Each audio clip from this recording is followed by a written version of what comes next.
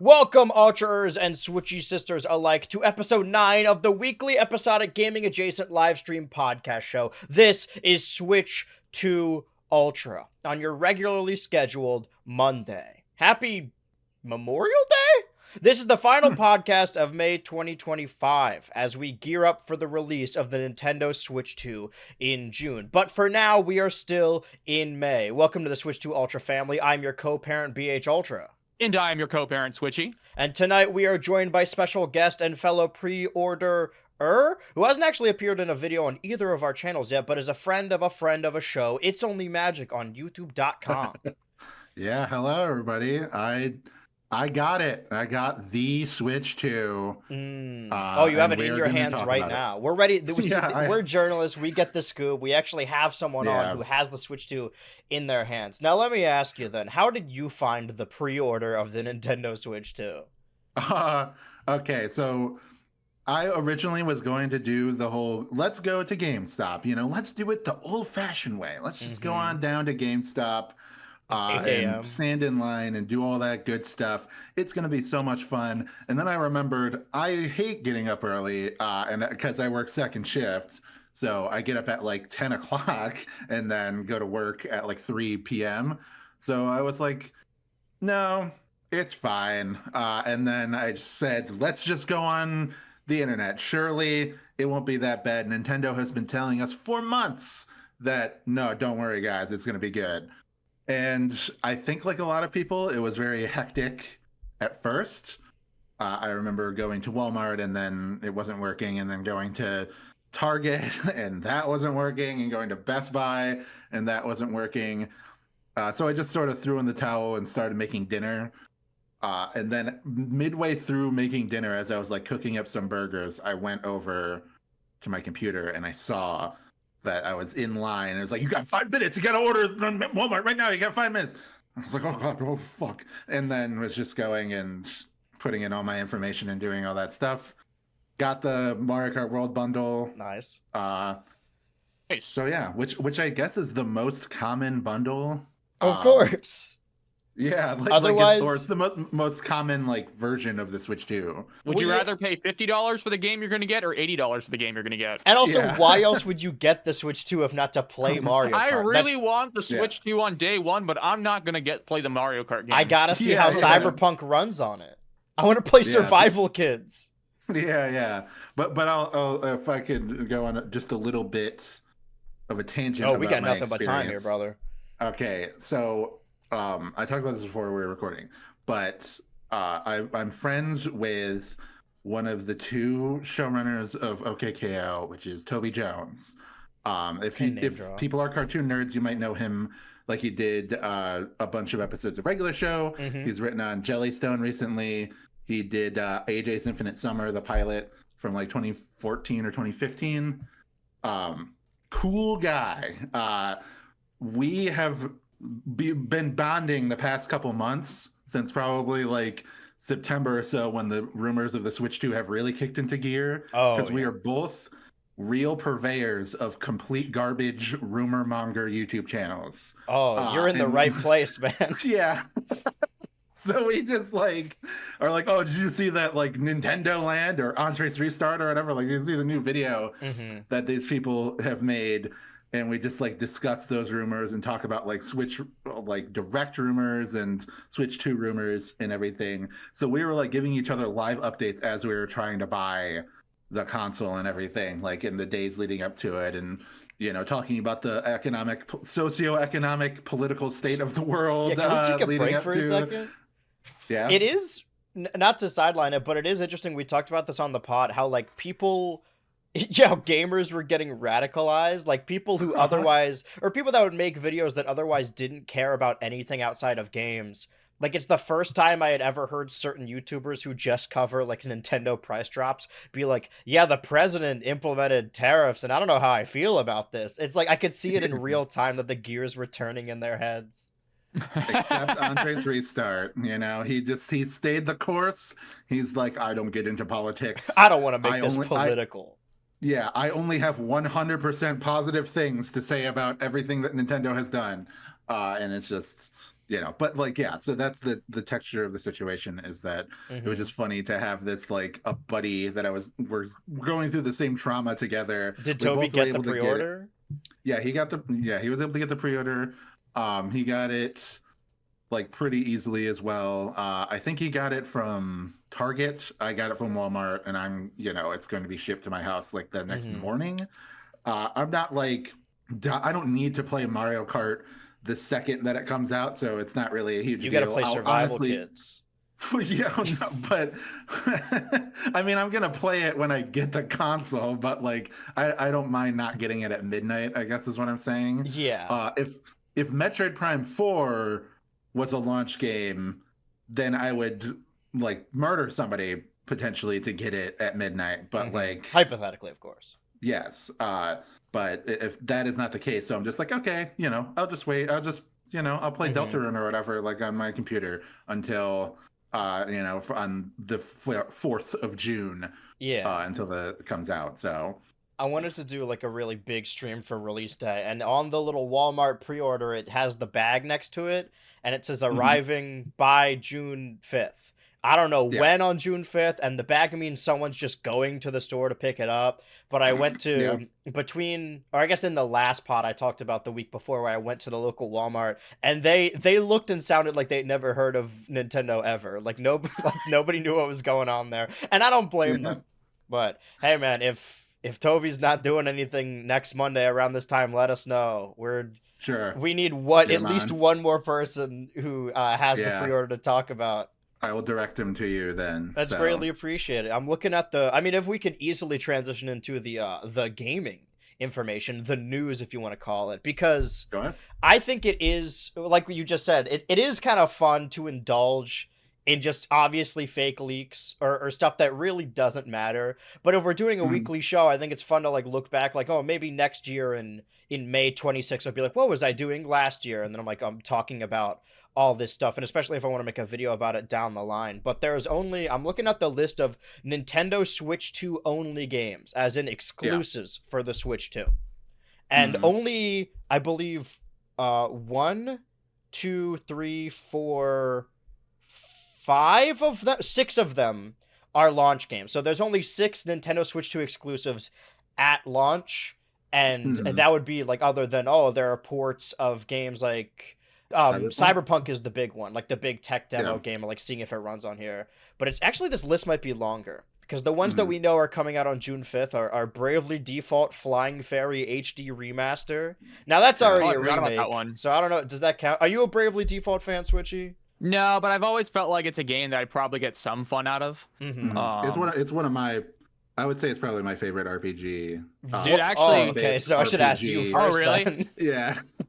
So, I played the ungodly hell out of the 3DS version, and it just came at the perfect time for me in my life as a Final Fantasy fan, because it is like basically a Final Fantasy game. Right? Is it Square? And everything but name. Yes, it's Square. Okay. Yeah. And it is.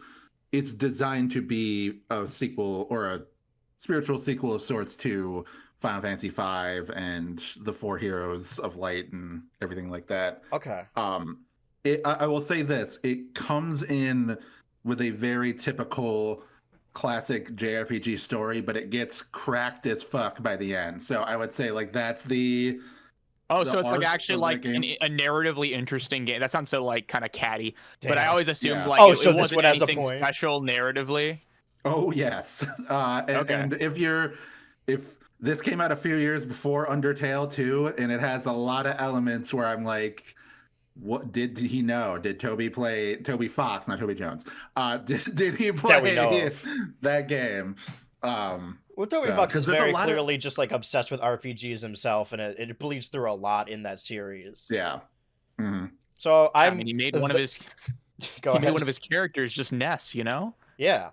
Here's the funny I don't even think that's a bad theory. I think people kind of overreacted to that I think one. honestly there is something kind of I think the Starman logo on I think the references are clearly is clearly meant to mean something. Yeah. So I don't know. People took it way too literally. Yeah. I'm looking at this title here, and it says Bravely Default Flying Fairy HD remaster. So is this... You know it's a Square game because because of that like flowery ass name. Well, I'm saying, too, is this a Flying Fairy HD remaster, or is this an HD remaster of Bravely Default Flying Fairy?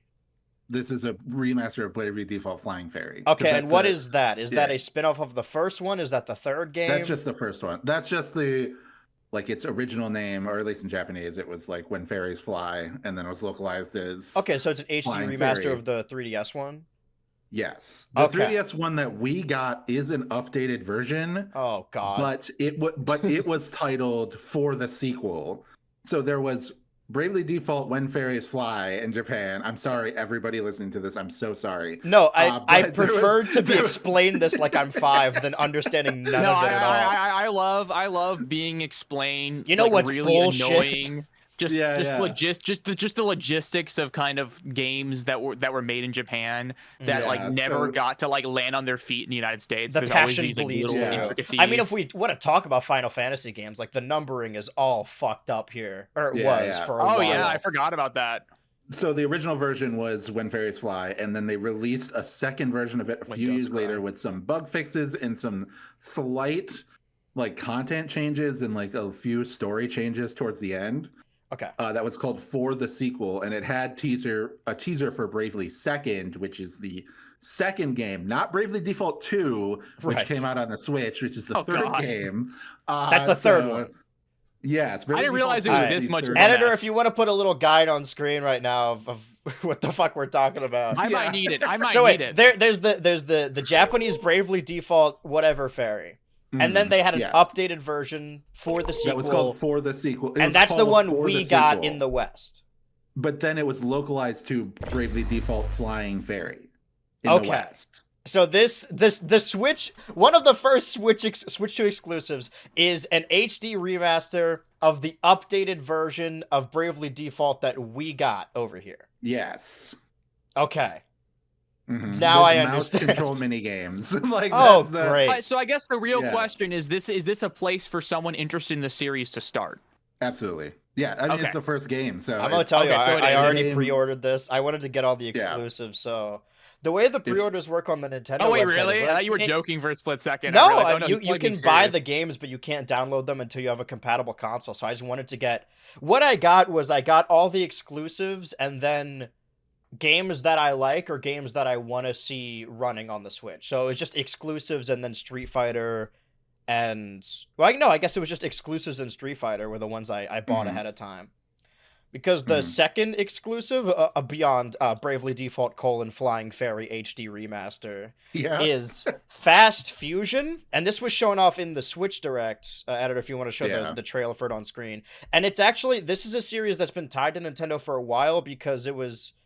Fast RMX was the last one, and that was like a Switch 1 launch title, I think. Yeah, one of the few games I bought, like that and like Shovel Knight, and then obviously Breath of the Wild and that shitty ass Bomberman game. What was Super it? Bomberman R.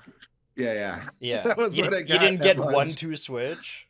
No, because what? I don't think my family wanted to play it. So you can't. It's sad to like sit alone and be like, I'm gonna play this game. 1-2 Switch. Because I tried to stream all the Nintendo games, but like I'm just in my room, and it was like also kind of late pandemic time. So I remember getting Nintendo Switch Sports, and I'm like, I'm gonna play the campaign, and I'm like, this is miserable. I hate doing this. Yeah. That being said, the Clubhouse games, that is good to just don't even get me fucking started on that, man. Yeah. For the people who watch the streams, I really struggled in Dots and Boxes for whatever reason. I was really getting my ass kicked at Dots and Boxes for like a solid hour. But that's one of the few games that's getting a free upgrade for the Switch too. That's awesome. Yeah, I love all this. I love that we got a bunch of free upgrades. You know what? Here's my conspiracy theory. If we're gonna go into like trash mongers on the internet talking about like unsubstantiated rumors. That's what the show's all about. We are journalists after all. You know what 2 games didn't appear on the free updates? Mario Wonder and Pikmin 4. You want to know why? Because they're getting Switch 2 editions, baby. Well, yeah. I would imagine. Do we know that for sure? Is that just like pretty likely? Well, I would guess that they're just But I think.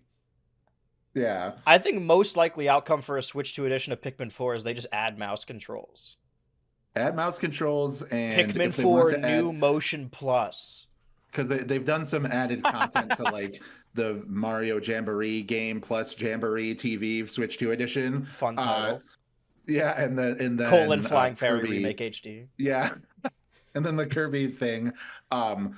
So I think that it's possible that they add new content to those, especially Mario Wonder, because I don't think that we're going to get a new 2D Mario game for a bit. So I think if they add in like, oh, here's another world, here's like 10 new levels with new Wonder effects, maybe some of the ones they talked about that they cut from the base game, add those in, bam. And then Pikmin, my dream, I mean, mouse controls would be good enough. Mouse controls, 4K, 60 FPS would be like, thank you, master. I'm going to replay this.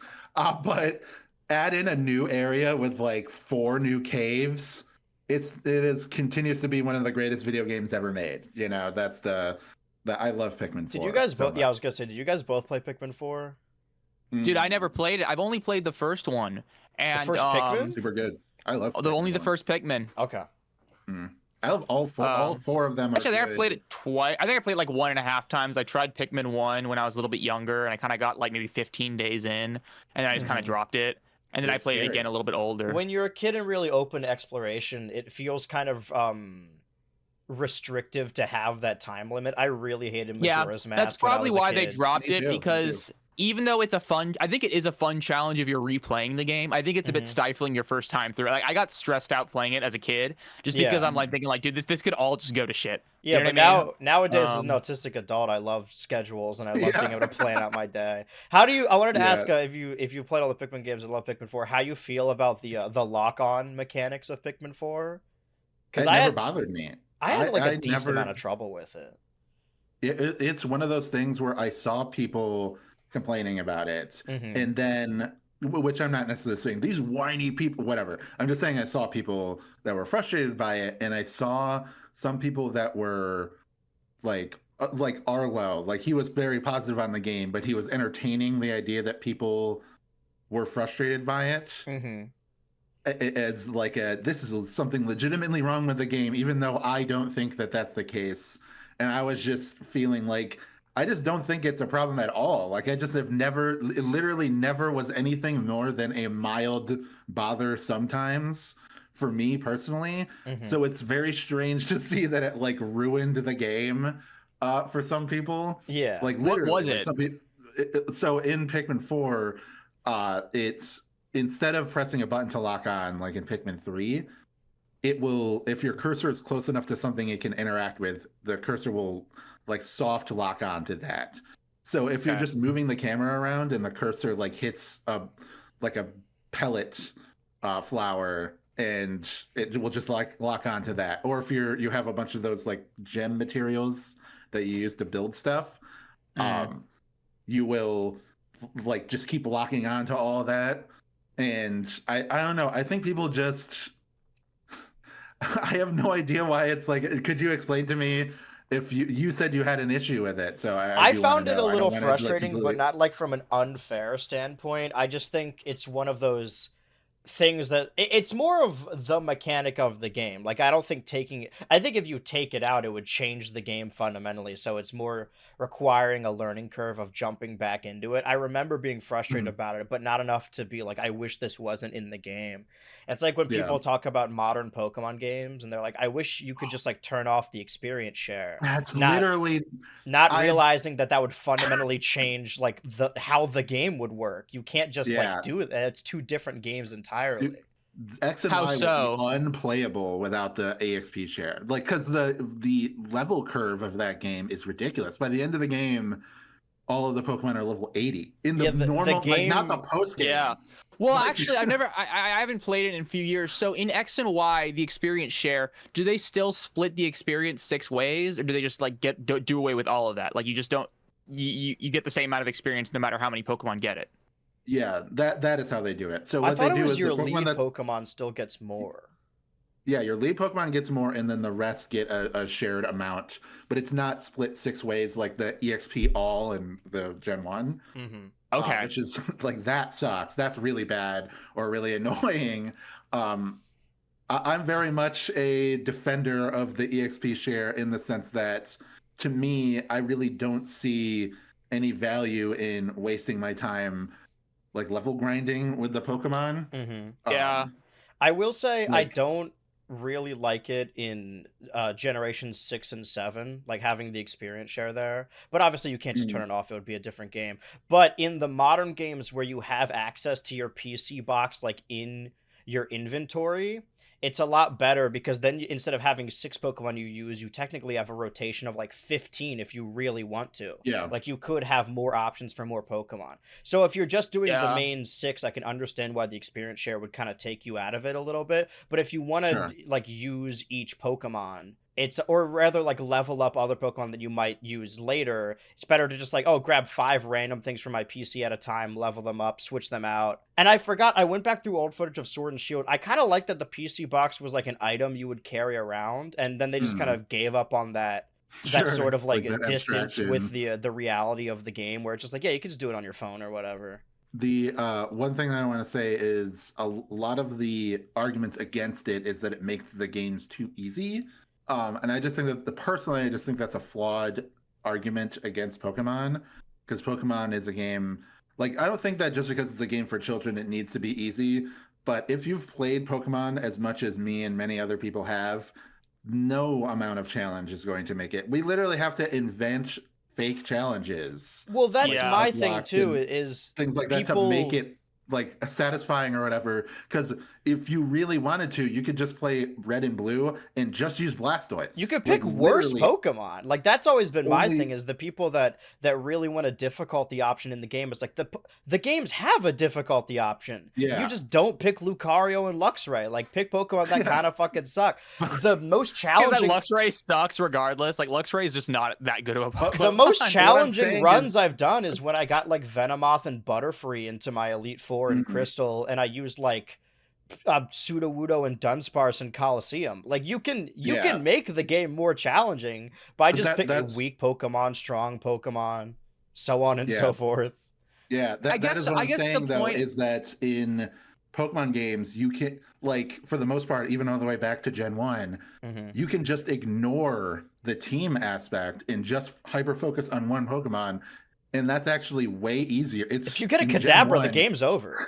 if like in Gen 1, if you just use Blastoise, like if you just have Blastoise, it's like you've beaten the entire game by just picking Squirtle at the very beginning of the game. So you're always doing some arbitrary limitation or challenge, which is like, that's good, but people they're digging too deep, they're cooking too hard, and they're like, no, if I have to do this other arbitrary thing, like not using the EXP share or not using these Pokemon or doing whatever, then that's bad. That's on the game. When the game is already so forgiving and so easy that you have always been arbitrarily making it harder for yourself just to enjoy the game more. Like in Gen 5, you can just go and fight Audino and literally never fight anything else except for scripted encounters, and you'll be totally fine. Like that's the only Pokemon you ever have to fight, because they give you way more experience than any trainer battle or other wild battle that you would be doing. I think there are greater issues at play, because when I played Brilliant Diamonds, that game they leveled up all the gyms and like important characters to account for the EXP share, but like the wild Pokemon didn't really change. And in Scarlet and Violet, aside from the gym leaders or named characters, all of the trainer battles are optional. Like the little exclamation mark doesn't appear. You have to go up to them and talk to them, and a lot of them are really hard to find. So it's really not the EXP share that is the root of a lot of these issues. And I don't think just turning it off would solve any of those issues. Yeah. But sorry, you were going to say something. You'd have to reimagine the entire level curve, the way the game's balanced, especially because it's not like you are sacrificing a good amount of experience by not using the experience share, because it's not distributed kind of, the same amount as it would be if it was only one Pokemon. I'd say though that there is a certain challenge, at least historically, at least when I was growing up playing Pokemon, where I guess in some ways it was kind of a pain in the ass, where, I have to train this one Pokemon, kind of find ways to level them up, despite the fact that they're really not good at this time, but I don't want them to fall too behind. That's an element of the game's difficulty that's just not prevalent in the recent generations. And I think honestly, a good amount of people prefer it that way. Even if they don't say it, they probably do. Just because there are certain elements of things that frankly are tedious. It's not. It is supposed to be kind of repetitive in order to train Pokemon. I think for me that is a little bit of the fun, personally. I'd say though the biggest element of difficulty for Pokemon for me that I think could be improved, and maybe some people would disagree. You see it in Brilliant Diamond and Shining Pearl, where they made Cynthia's AI a lot better. Yeah, that is for sure. Where, They should, because they could that's do a that. thing they just don't do in Pokemon in general. Is very very rarely will trainers swap their Pokemon out unless you're using, I think, Parasong strats or whatever, like stuff you would never do in single player Pokemon. That stuff doesn't happen. And I wonder how Pokemon would be different if they did include those things. And I think that, implementing that kind of AI, even if it's a thing you can toggle, for example, toggling, I guess, Battle Stadium AI for the main story, that could make Pokemon a little bit more interesting. I think, for me personally, what I don't like is the fact that there are a lot of ways to play Pokemon that just there's never any reason to do it in single player. At least for me. I think for most people, you never need to really boost. I think usually all you really need are to fight the trainers, get enough experience, and just click super effective moves. Yeah, for but sure. that applies to most games. I think at least most Pokemon games. I would kind of think it'd be interesting to see a Pokemon game employ higher level AI that really kind of makes you problem solve, if that's even a thing they could do. But at the end of the day, Pokemon is really modular. There are a lot of ways to have fun challenges through Pokemon if you I want know to they're impose technically certain limits on spin-offs, but I yourself. really enjoyed the Volo fight in Legends Arceus. Oh God, that's very tough. I was gonna say the Battle Frontier trainers are pretty tough, like especially if Oh, you're yeah. doing the Can I say gold. something? And I think a big Yeah. element is the level cap, because you can't over level in the Battle Frontier. So because of that, you can't just outstat. You can't muscle your way through a lot of battles, and that makes things interesting in their own right. I do not care for the Battle Frontier. And I think it being viewed as like the end-all be-all for Pokemon post games. Like there's a lot of people that kind of parrot that opinion that haven't even done the Battle Frontier. They're like, oh, if only they should just add this to all upcoming Pokemon games. I kind of not really accounting for. I don't find it fun personally, and it's part of the reason I suppose I like using my own Pokemon. And that's why I really like the Black 2 and White 2 post game is you can use your team, you're going through dungeons. I think dungeons are so much of a part of what I enjoy about Pokemon. And that's why when they had a rough transition into 3D, quote unquote, when they go into the 3D games, the thing I missed the most from those older Pokemon games are like ice puzzles or strength puzzles. Like I know people meme on this, but I legitimately really loved those. And I think the dungeon crawling is a really understated aspect of it.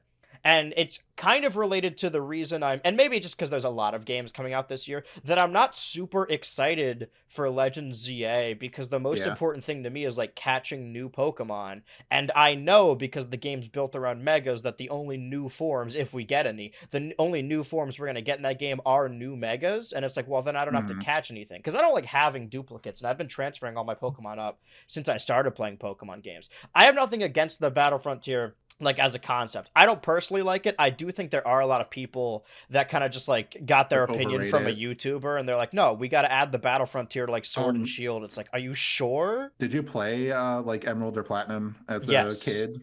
Okay. I played Platinum as a kid. I didn't do Battle Frontier as a kid, but I've gone back to those games and I played Ruby as a kid. I don't think I've ever actually beaten Emerald. I've played Ruby. I've played Oras, but I've never actually played Emerald. Here's my I'm like so born right at the same time as 9/11, because I was like 2 when Emerald came out. Curious guy who just explains all time in relation to 9/11. Yeah, but now imagine I feel a that same way.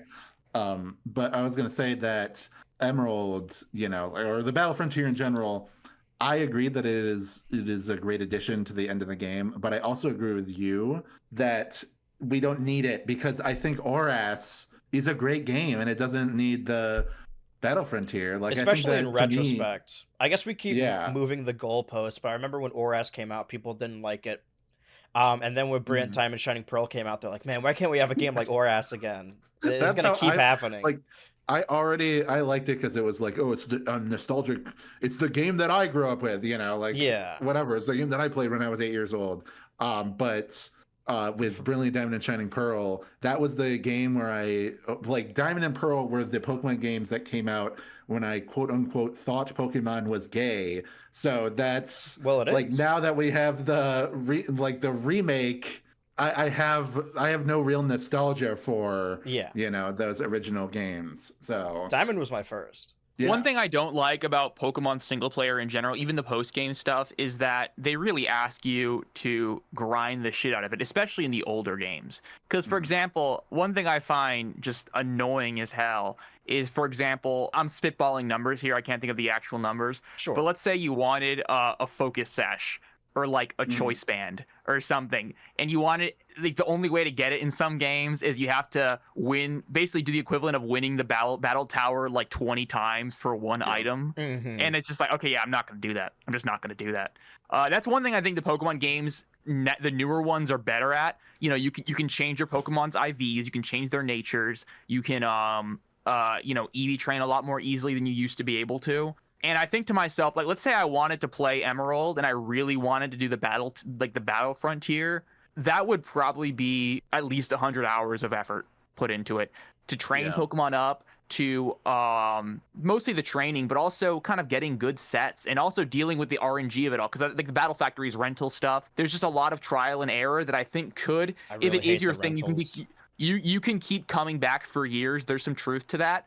But at the same time, do you want to come back for years? I don't know. Yeah. I remember when Sun and Moon came out, I was actually playing the Battle Tree a lot. Like, I did that a lot in my free time. My favorite strategy was using Z Hypnosis on Xurkitree, because basically what that would do, I forget. I think it just gave you a speed boost when you used it, and most of the time I think it had a higher hit rate. So I would usually sleep a Pokemon, then I use Tail Glow, and then I just like be a menace. And that was just a fun way to just kill everybody. Every time there's a new generation, I transfer all the Pokemon I have into the new one. So a lot of my time in Moon was getting all my old Pokemon and grinding out, who was it? One of the developers put themselves in the game, and if you go into the house, you can battle them. And he's got like a Snorlax. I would do that to like that's level basically up. in every single game. Right, and then redo the Elite Four there, because there's a different champion each time. It's interesting what people hold up as like challenging in Pokemon games, because I did have a lot of issues with the Volo fight, but I remember like not having any issue with Ultra Necrozma at all. Dude, me neither. I think one thing for me personally with Pokemon is that I always fight every trainer. It's just this kind of completionist element to my psychiatry. I hate skipping trainers, so I'll just fight everything. So I think I've never been underleveled in Pokemon, except for Fire Red and Leaf Green, because in Fire Red and Leaf Green, when you finish, even if you fight everything, your Pokemon are usually gonna be like level 52 by the time you get to the league, and then everything, all the like gym lead, all the Elite Four and Champions Pokemon are like 55 to 60. Yeah, but, you had to go to that one place in like the Sevi Islands and just rush we gotta catch 60 Pokemon before you do that. You just kill all those Machamps or whatever. Like the first like 3 islands, there's like an area where there's like a bunch of trainers. There's like a good amount of trainers with like decent stat Pokemon. I mean, that's the people talk about like the writing in Pokemon games or the story, but honestly, most people's memories or best times when it comes to Pokemon games are kind of things that were held up on their own, like areas like that, or in Sun and Moon, the little closed off fence right in front of the daycare that you can hop on a Tauros and just spin the circle stick in a circle to hatch eggs really quickly. There's like an egg hatching spot in each game. There's like a very iconic, like, oh, you just go here and go in a circle. Yeah, that's why I don't prescribe to the Arlo style, like Breath of the Wild is bad because it has a Breath of the Wild story is bad. Yeah, fuck Arlo. No, the only podcast that's 100% anti-Arlo. Yeah, no, but that's saying that Breath of the Wild has a bad story because it's like a straightforward story, or because it's kind of like non-linear or whatever. Where it's like, I don't know, my experience playing through the game and the like feelings that I had playing through it and experiencing it and finding those memories and piecing it together was very meaningful to me. And I'm a huge Metroid fan, and the Metroid Prime games do a very similar type of nonlinear storytelling where you're like scanning these lore documents and, you know, kind of putting the pieces together.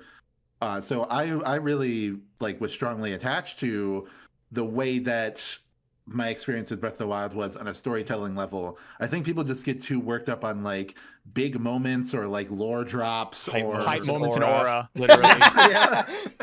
And it's just like, I don't know. I think, and then I was very surprised when I was like, I played through Tears of the Kingdom, and I felt like, oh wow, this is really cool. It's more of a straightforward story, but I really like a lot of these elements. Raoru's cool. Zelda gets a good little arc there, etc. And then again, I hear from Arlo, and he's like, I didn't fucking like Breath guy. of the Wild. I fucking hated Tears of the Kingdom story. I'm like, wow, you hated it? There are Like, a lot of it's, like, people that crazy to coming out of me. the woodwork now as well that said that they really disliked Tears of the Kingdom, and I don't know where they Yeah, were the yeah. whole time. But like, I mean, I haven't even finished it because I've been It's streaming it interesting, mostly. yeah. But I think I said this in the first Portal video that if you ask someone what their favorite like memory or story from a Pokemon game is, they're gonna say something that happened naturally to them, as opposed to like, I really like Hop or Berry. Like Yeah, that's true. the story is the story you make in the game. Mhm. Yeah, I think that it's actually. only Sorry, particular- so I don't want Go to. ahead, I don't go want to ahead. completely take this conversation over. One thing that I'm kind of passionate about, and I kind of don't like being passionate about it It's my because I'm hatred kind of of. Arlo. I'm challenging my own perspective. But one thing I'll hear a lot is people saying, "Oh, when I played Gen 3 and Gen 4, all the gym leaders had such an identity to them. They had such a personality. And then I play Gen 6 and Gen 7, and it's just not there." And whenever they say that, I'm like, "You're lying. That's not true." Guzma's my Uh, favorite Watch the- Pokemon character. you watch the anime, and then Yeah, you know what the pretend difference is that when you played Gen 4, you watched the anime because you were a kid and you still watched it back then. And then when you were 15 and you were playing Gen 6 and 7, you didn't watch the anime, and you realize that most of these gym leaders have maybe 2 paragraphs of dialogue in the entire game. What does Silent do in black and white? Be Actually, one I of will say, three I guys, think three generic 5 guys at probably. the beginning. 5 probably has some of the better kind of gym leader characterization, but we have there's such reverence for the Gen 1 gym leaders, and most of it comes from the anime. Blaine, sure. he asks you trivia questions, Uh-huh. and then you kill him with water gun. You know what I mean? It's just and to be fair, Kanto, there's a lot of story to Kanto because of the supplemental material, but all things considered, Also, Pokemon's we've been world, in Kanto like 5 times. If you only play the games, there's not much to the world of Pokemon that's very direct. At least until maybe Sun and Moon, where Sun and Moon, I think the games really tried to be narrative, and Gen 5 too, but in a different way. And I think mixed results, but well. well, actually, I'm of the opinion. I think Sun and Moon are going to be remembered better than I think a lot of people. It depends on the kind of person you are. I think so, I too. never had I a think problem. They're better with than Sun X and Moon. Y. I Same. love like the story where it goes in Sun and Moon. It's just the pacing feels kind of weird, especially at the beginning. I think Ultra Sun and Ultra Moon fix the pacing, but they completely ruin what is good about Lusamine, yeah. Yeah, I hate the story Lusamine change. by gutting the whole. I will say, like, the Gladiator, and Pokemon Lusamine stuff. dialogue, that story isn't the thing I care most about, but Guzma is my favorite Pokemon character. Oh, I love him. He is so good. I want Evil Rick. to veer away from Pokemon for a second and respond to the YouTube chat that says, have you heard about WarioWare music being spotted in Mario Kart World? I've seen a lot of this. Ooh. I've seen a lot of like, oh, this song's from Mario 3 or this is from Mario Strikers or something just going around the world. I think it's more of like a Smash Bros thing where it's kind of an amalgamation of all the soundtracks, and it's going to be, I think the soundtrack for Mario Kart World is kind of the most understated aspect of it. I think it's going to be crazy, but I don't think it means there's going to be any WarioWare or Wario World like character involvement. I did see a tweet, and it was just for fun. It was just like it just being a fun part of speculations, being like, "Oh, I hope Dribble and Spitz are in the game because of the song." And I don't think it was being serious, but I kind of like that Mario Kart is the Mario characters, and a lot of them are very like D tier Mario characters. Because I was worried that whatever the next Mario Kart game, it would be like Smash Bros. Because whenever I was talking about their fan rosters, they'd be like, put Kirby and Pikachu. It's like, yeah, but I want Dry Bones, you know? Yeah, that's a good point. Yeah, I'm the fact that they're like, let's put the dolphin from Super Mario World or whatever in there. I'm like, good. Just put more random freaking animal characters. Like, it's a lovable tertiary cast. I remember when people were flipping their shit when Piranha Plant got added to I was about to Smash say Bros. that. It's like Piranha Plant is more popular than probably most of this roster. Like your mom knows what this thing is. Yeah, it's a camera. I lost my mind. Like I was way more excited about that than anything else, probably for Smash Ultimate, just because. I was stoked. I kind of because I don't need Smash Ultimate to be like Cameo Fest, Fortnite, like here's all the random guest characters. I kind of hope they reel that in because I think there's so many good Nintendo characters they can still add into Smash that are necessary without being like, let's put Master Chief and Goku in there. So I don't mind Master Chief because that's a video game character in Smash Bros. Goku's where I draw the line. Yeah. Point now where I can imagine Goku being in Smash Bros. I don't like thinking about it, but I can just I could imagine a timeline in which Goku is added to Smash Bros. And then I'll kind of like see it and think, what? I guess that makes sense. Because I used to think Steve was just not going to happen. Like I thought Steve was just crazy. Like they would never do Steve. I don't know why. I think just because the whole gaming culture, the whole part of the gaming industry, Steve came out, felt worlds and worlds away from anything Nintendo. Obviously, Minecraft became the biggest game literally ever. So, I mean, I guess I was just not thinking about it in that way. I mean, Steve's older than Byleth or Corrin. Yeah, well, Byleth and Corrin shouldn't be in Smash Bros. Either. Whoa! I'm saying this is a Fire Emblem fan.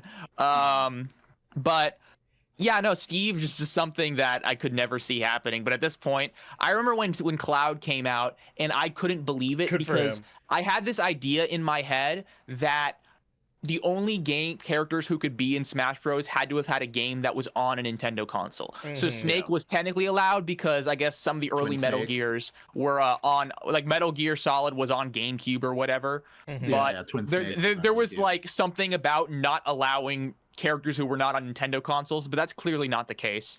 Well, technically, Final Fantasy has been on Nintendo consoles. Not Final Fantasy VII. Not Cloud. Right. Not Cloud. That's what I thought the rule was. That was always my thing, is like, okay, there has been a Metal Gear on Nintendo. There has been a Final Fantasy on Nintendo. But Persona 5 was the first one where I was like, whoa, okay, hold on. This is really Well, I guess there have been Persona 3DS games. Have there? It's funny. I think there's actually a weird, or at least there was a weird kind of deal with Atlas with Nintendo and Sony, where they would release console games on Sony, but they were still allowed to make 3DS games or like handheld games. There was a Kingdom Hearts for 3DS as well. Yeah, or that's just something I thought to myself because I think that was a thing that Rareware had. I think I might have just made that up in my own head. Well, it sounds like that rule still stands, that every character we've gotten in Smash has had their game on a Nintendo console to some degree. Yeah. So Kratos got to break that shit down. So Persona, like they had the Etrian Odyssey spin-offs, like the Persona Q games on there. And then obviously Shin Megami Tensei, the series that Persona is a spin-off of itself.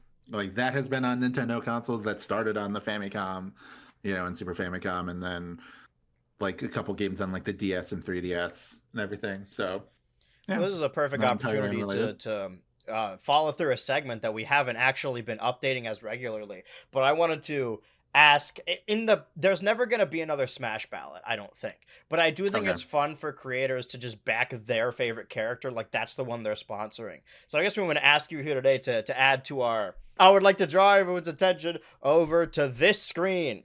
The characters picked by our 3 guests as of May 26, 2025. Dan the Man, the Dan the Man Show has decided to pick Shovel Knight. We forgot to ask him on the pod, but I have since caught up with him. Our editor, Gnarly Collector, picked the girl from Rhythm Heaven, and our good friend of the show, Salty DK Dan, has back Shadow the Hedgehog. So I guess now's an opportunity to ask you, It's Only Magic, if you could pick one character to sponsor, to be your champion in the next Super Smash Bros. Game, what would that character be? I've had this locked in, and this is gonna, if anybody knows me, this is a very obvious Wyatt answer, and that is Ravenbeak from Metroid Dread. So Ravenbeak was one I'm like, oh, this is gonna be until Prime 4 got announced. I'm like, okay, it's gonna be Sylex. Yeah, that's the thing, is that in my head, when Prime 4 was first announced, like way back in 2017, I was like, I forgot that happened. Yes, I did not. So in 2017, I was like, okay. And Tanabe talked about in like 2015, he was like, yeah, I want Sylex to be a part of the game in some degree, So I was like, it's got to be Sylex. He's going to be in Smash Ultimate, etc. And then obviously there wasn't going to be a swimming pool, so we didn't get Metroid Prime 4 through the entire Switch generation, but we did get another Metroid game being Metroid Dread, and we got the coolest Metroid guy Dread. ever created, which is Ravenbeak here. I gotta replay that game. It's very good. Like, Ravenbeak is very cool to me for a lot of reasons. Do you want me to break them down? I would love to. I would love for you to. I want to ask you Okay. real. Actually, you go ahead with that, and then I have one question related to this. But you go Okay. first. So in Samus Returns on the 3DS, which was a game that came out in 2017 that nobody played because it was the same year that the Switch came out. I played it. Oh, cool. So you know that Let me in- just undermine nice, this point. man. No, you're not undermining my point. Now I get to ask, did you get 100% in the game? Oh, I don't think I did. So when you get 100%, as you're getting like percenting areas, like as you're completing areas, you unlock new Chozo memories. So the Chozo are like the ancient bird guys that are at the background of all of the Real Metroid quick, games. is this going to contain spoilers for Dread? No, this is Okay. this is just leading up to who Ravenbeak Right, is. because I know there we- is something that happens at the end of Dread involving Ravenbeak and the Chozo. That's you Yes. keep going. So this is spoilers for Samus Returns, though. But so if you but that game is like very old, so No, but I it's don't It's like have literally 30 any- years old. Yeah. In that you learn like the history of how the Chozo created the Metroids and all that stuff, and the Metroids going berserk, and it ends with a slide of another group of Chozo coming to the planet to help the scientists on this planet that Metroid Samus Returns takes place on. When That you get Samus Returns 100%, yes. When you get 100%, the game does a creepypasta transition where it turns the screen like red shifts and like a fucked up distortion noise plays, and then the image changes to all of the Chozo dead To except for Sonic.exe. yes, except for Ravenbeak, who has killed all of them. It's revealed What that he the has like fuck? a giant arm cannon, and it reveals that there is a like rogue faction of Chozo that aren't scientists or researchers, but still prescribed to the like warrior culture that they used to be thousands of years ago. So that was so unbelievably exciting for me as a nerdy Metroid fan in 2017. I was like losing my mind over that, to the point that when Metroid Dread came out, not only was I excited that it was a revival of a game that I had been waiting for since 2005, but in the trailer we saw elements of it where it's clear that it was a follow-up to that teaser. Like that teaser in Samus Returns was to set up for an original Metroid game, like a new game in the series. So just the existence of Ravenbeak, I was so excited about, because this is a guy where like, oh, you know, Samus is cool. She's like the toughest bounty hunter in the galaxy. She has this super powerful armor and does all this stuff. Well, what if the guys who created that armor, what if like the leader of that clan showed up and he's been alive for like thousands of years and he has like all of that experience and all of that power? I was just like, you want to talk about hype moments in aura? Holy shit. That's what Ravenbeak brings to the table. He's like the hype guy of the Metroid series. He's like the ultimate foe that Samus could face. So that's why him as a character is so cool. Plus, birds are cool. Robots, great. I love robots, you know. So bird guys in robot armor, awesome. Well, what more could you want? So there you go. There's my long tangent. I'm sure nobody cares that much. I appreciate it. I have a very important question for you revolving around the Metroid series in Super Smash Brothers, in a potential upcoming Super Smash Brothers, knowing that, as we know so far, like as we have played, Samus's most recent outings have been Samus Returns remake with the additional content and Metroid Dread. And you have played both of these games. I have a very, very important question for you. Yes. What are the odds they change Samus's down B to a counter? I would really appreciate if they put in the melee counter to some degree, because there aren't enough in Smash Bros. Because she's a much more active character than she was like when she was first introduced in like Smash 64. That was like going off of Super Metroid, you know. Yeah. So it's kind of like slow and floaty and all that stuff. Well, Samus is like so different than the representation in Smash Bros. For a while now. Yeah. And even with Smash 4, and Smash Ultimate, like they still have her Other M design, which is kind of the first game that started to incorporate like action and wrestling moves and that kind of stuff into Metroid. So I think it would be an awesome meta moment to like add in the melee counter. That being said, I am very curious if a prospective Smash game on Switch 2 will have like Samus from the main series, so Metroid Dread, Samus Returns, like those Mercury Steam games, or if they'll go the route of just wanting to promote the most recent thing, which would be Prime 4. So they would just have like Prime 4 Samus with the psychic moat like jabbed in her forehead. She'll have witch time. You know, yeah. They'll have those elements, and she can either way, they're gonna give her a counter. I don't know. I think if they go for the Dread design, which I would prefer, then they'll definitely do that. And especially, again, they should put in Ravenbeak. That's why, like, like years prior, Ravenbeak would have been a lock for me. Like, they got to put him in. But now that they seem to be aiming more towards Prime 4 being the big game, I'm like, okay, I think it's Psylux. Because, I don't know if you know this, but I think this is because they planned on Metroid Prime 4 coming out within the lifetime of Ultimate, because Ultimate would have spirit events for new games, new Switch games that came out. Like, they would add Pikachu and Eevee, they would add Astral Chain, all that stuff. And of all the characters, I talked about this in the Smash video, of all the characters that did not have spirits in that game, the Psylux spirit was nowhere in there. There was no representation of Psylux at all. And did they have the other guys from Hunters, or I'm not sure.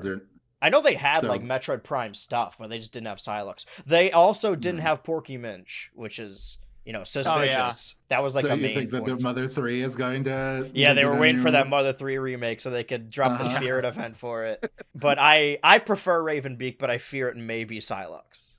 Yeah, I would say Psylux is cool, but the reason why Psylux is cool is because we do not know anything about him. He's all hype up Sonora.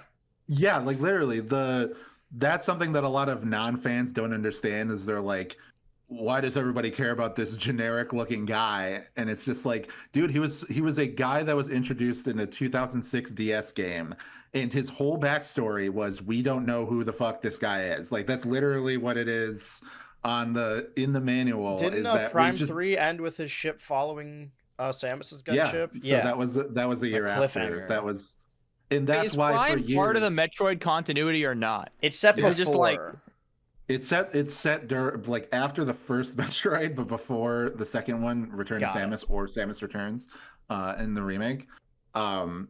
So all of this crazy ass like phazon and dimension warping stuff, like Samus like went on her first mission and then did all that and is like, anyway, now I just gotta go back, play this Game Boy game where I go and kill 30 Metroids. Go play pinball. Yeah. So it's just very, very funny. But yeah, so Psylux, it's definitely a game series that was kind of whose story was a little bit cobbled together, as much as I love it. Like, we're trying to fit stuff together over 30 years. Yeah, maybe they didn't think they were going to get another Prime game. They're just like, let's just make a first-person one, and then it did really well. I'm pretty sure Prime, they initially meant it to be just like a different kind of continuity, or just not part of the same thing. That would make sense. Yeah, I could be wrong though. Like it's possible. Sakamoto, who is the current series head of like the main series of Metroid, said that when he is making games, he just doesn't consider like how it fits into the Prime continuity or how Prime fits into that continuity. They just consider it separate things. So a lot of people thought that meant he was saying Prime is not canon.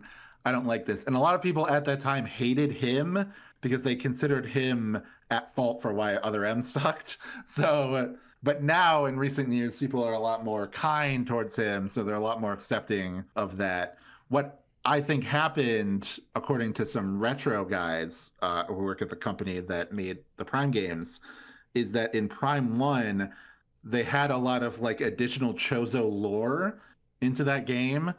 And then in Prime 2, they pivoted to a different race of creatures called the Luminoth, because Sakamoto was like, no, you are not allowed to add those are my guys. These bird guys, they're my guys. So you're not allowed to add and play with my toys. You can make up your own mystical race of ancient kind alien beings. Yeah, but you can't play with my toys.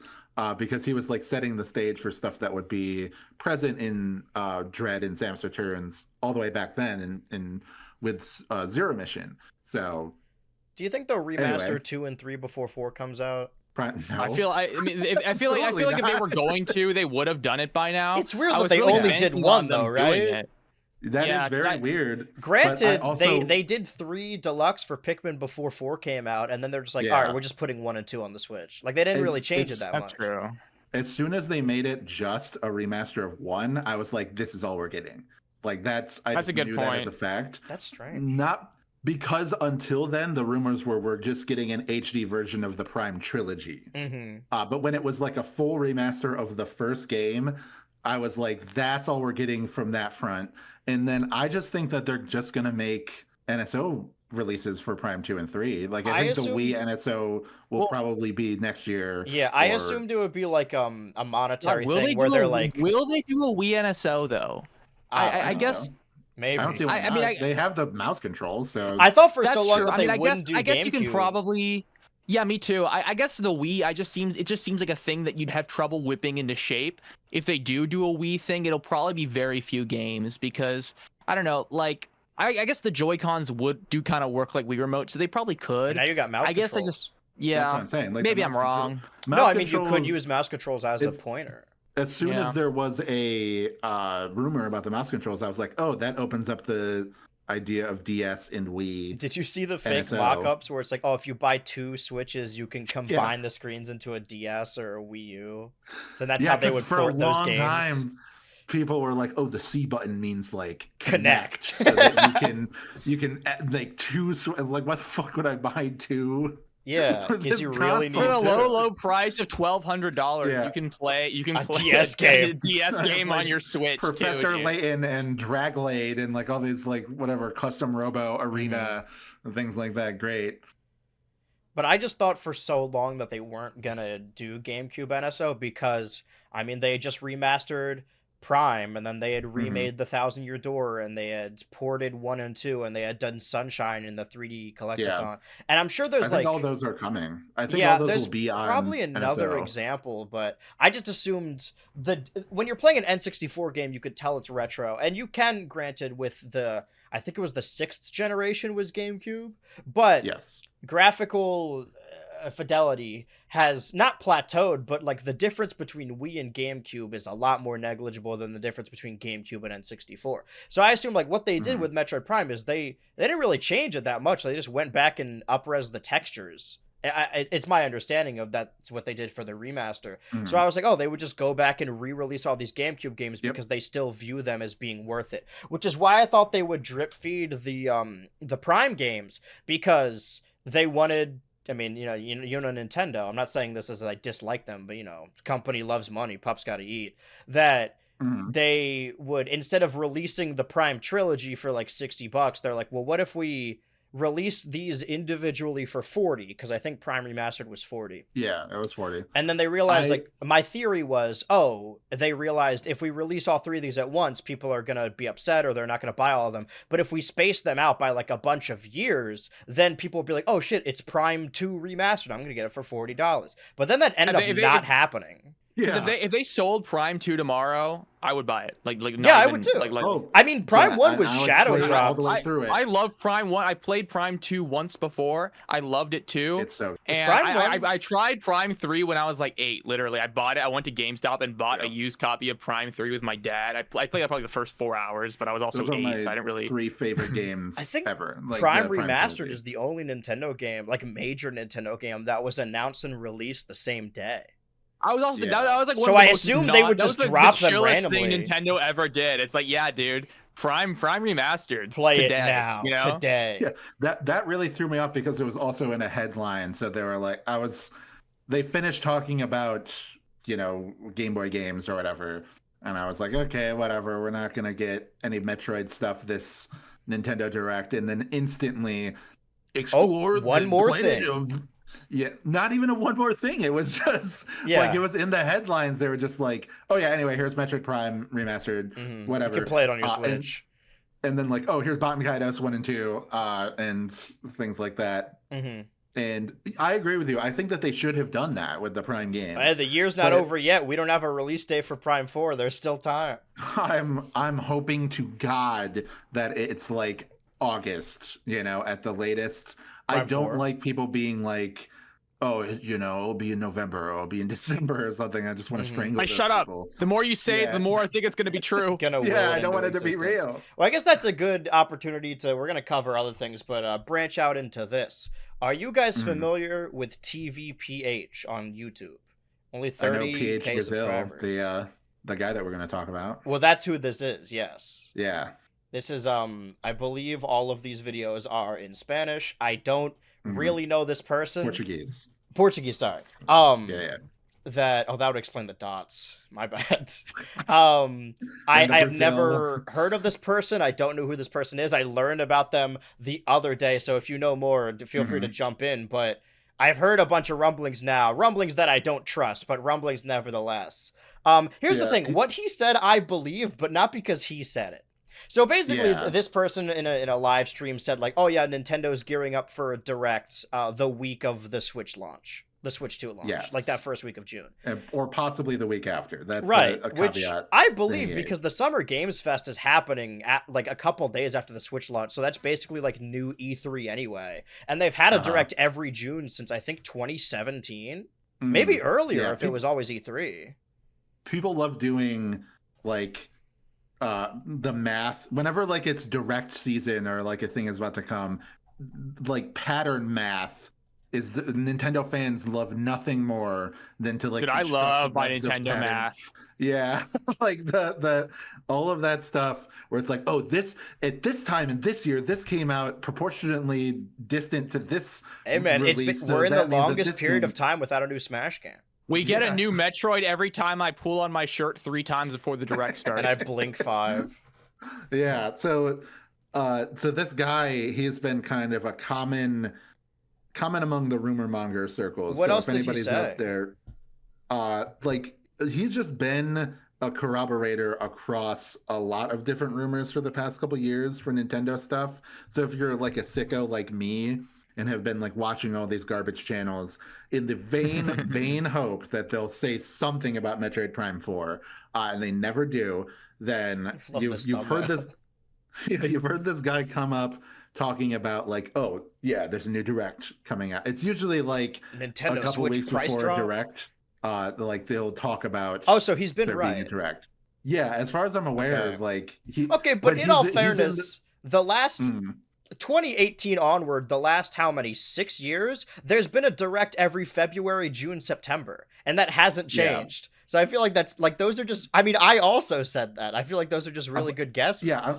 I'm not saying that he's a secret insider because of that. I'm just saying that he's lumped in. Like he speaks out whenever it's like Direct season, and then you'll get like Nate the Hate, if you know who that is. Yeah, because like, those were early Switch 2 leaks, or that's when it's like, oh, this is when we're gonna get an announcement. Yeah. So those guys, they've been playing this game for way longer than before, like the Switch 2. Gotta get them like they've been doing it like 2021, like that era. Like I've been hearing these names be bandied about.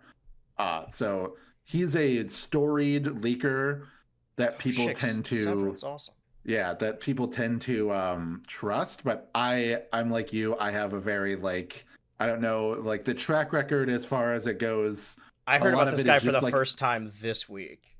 Yes, to me, it's always like very obvious or safe guesses, and then people like, see, it turned out to be real. Well, so also like, there's gonna be a Mario game this year, guys. I checked people on the subreddit because I heard like it was trending. I'm like, okay, who is this leaker? Then all I could find are people reporting on like the new quote unquote leak, and I'm like, okay, but who is this guy? Like, where did this come from?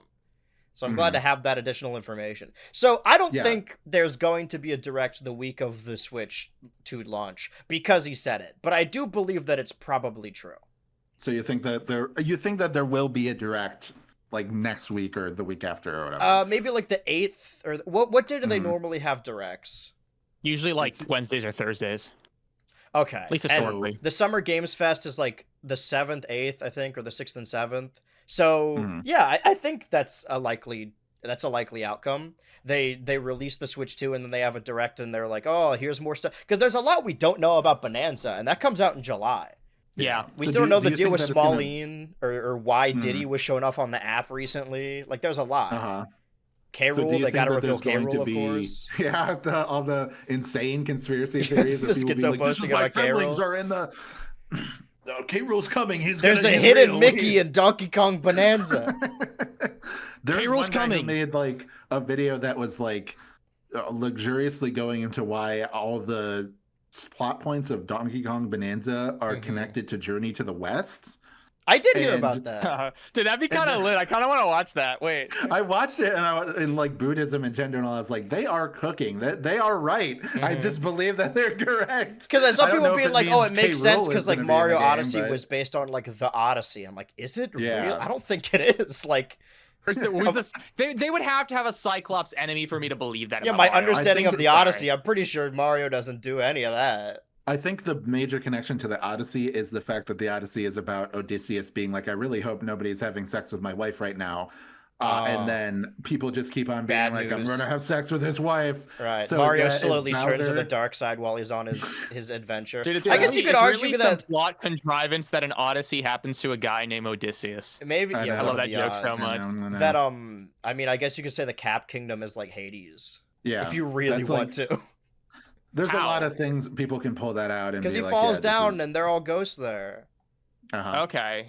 I guess. Okay. That- I I'm always thought of the stretching Cap Kingdom very as, far, like, but primarily as like kind of a Victorian England kind of vibe. That's all I always thought the Cap Kingdom as. Mhm. yeah, the little top hats. But it's also well, like just like with Bonanza, it's like, you know, obviously DK, he's a gorilla, he's not a monkey, but people Yeah. are comparing him to Sun Wukong, mhm. the Monkey King, and saying that like, oh, the story has a lot of these similarities to Shout the out Capcom to song some- song. yeah, to Sun Wukong and everything, and then saying that like, oh, K. Rool, he's like the Ox Demon King, who is like a major villain in Journey to the West, and then all this stuff. Like, there's a lot of connections where some of them are like, okay, maybe this is a coincidence, but some of them I'm like, I think that is just a reference. Like, I think they are onto something by making these connections, like, because it does seem like, yeah, this seems like an obvious reference to this thing. Yeah. So So I think they're cooking to some degree with that. I am not 100% convinced that K. Rool is going to be in Bonanza. I also am not like, I'm not like, oh man, I need K. Rool to be in Donkey Kong Bonanza. You know, like, how do you feel about that? I think it'd be nice if it to have like a twist villain, but I don't. Mhm. Just so K. Rool can Want it? be in the popular conscience, because like as a Yeah. Smash Bros fan, I like him in the context of Smash Bros. Sure. Do And- you care for him in like the DKC games? Not really, because like compared to other Rare Okay. games like Gruntilda, who's you can hear her and she's mentioned throughout the games, like aside like the country games and 64, K. Rool almost comes across like a twist villain. Like you don't really see him until the very end. That's why people think he's going to be at the end of Right. Bonanza. It's that less being about said- my love of K. Rool and more about my disinterest in Baron Voidcone? Walrus and the Tiki Torch or whatever. Like I Okay. don't, those never really Well, stood how- out to me that much.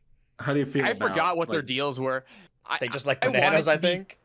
I want it to be K. Rool for a couple reasons. I think one of the bigger reasons is because a lot of K. Rool's, I guess, most theatric his most theatric moments come from Donkey Kong 64. I mean, you think about the Mhm. boxing, the like island kind of cannon thing. I haven't played 64 to be fair, but that Sure. seems It's not that seems good. where a lot of his personality has come from. Not to say that his country doesn't have he's not prevalent in country. He is.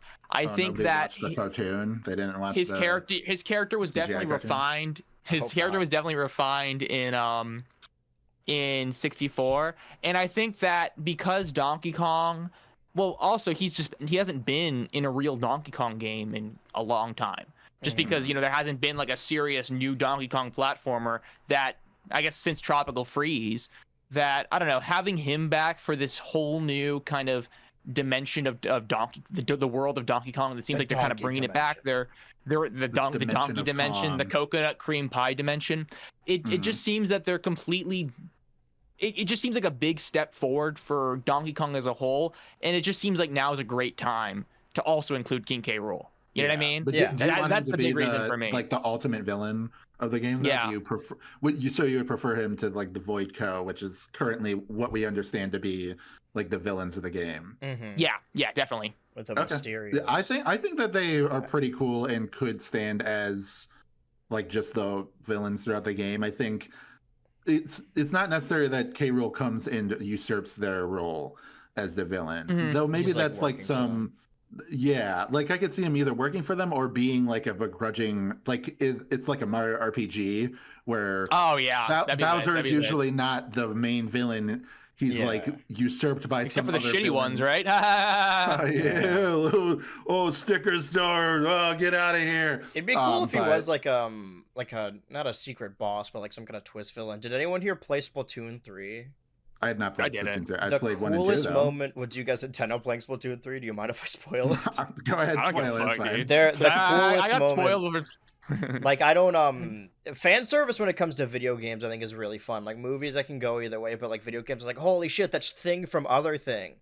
Even if it's something I don't necessarily care about, but there's a boss in Splatoon 3 in the campaign that in the middle of the fight turns into the manta ray from Sunshine.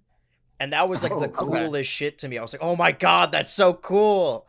So if there's something like that with K. Rool, I really like the redesigns of Diddy and Donkey, so I'm interested to see how they would redesign K. Rool if they change him at all.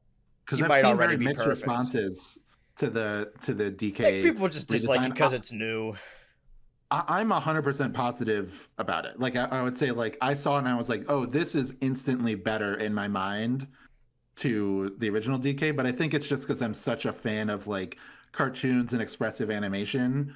A lot of people that are like the old Rareware Donkey Kong game fans like really hate it. Like, or they're like, I had to get used to it, but you know, now I'm a fan of it. Whereas like, oh no, I was instantly like, goodbye, Rare Donkey Kong. You look bad compared to this new one. You know, like that's how extreme it was for me. We lived through such a bland era of Mario characters too, so anything that's like different, even if I don't like it, I really appreciate. Yeah, they've made strides in reevaluating the I guess ethos of Mario characters these past few years. Because I think 2005 to 2015 in terms of Mario presentation, I think they were struggling. Like how they, you know, the expressiveness of the characters, what they wanted to move towards aesthetically with the new hardware. You're really seeing it in Mario Kart World, where you're seeing these two Mario Kart games that come out 11 years apart. And they were talking about in the developer interview how Mario Kart 8, they tried to do this futuristic, sleek kind of look. In Mario Kart World, they're going full cartoony. Yeah, and frankly, I much prefer that.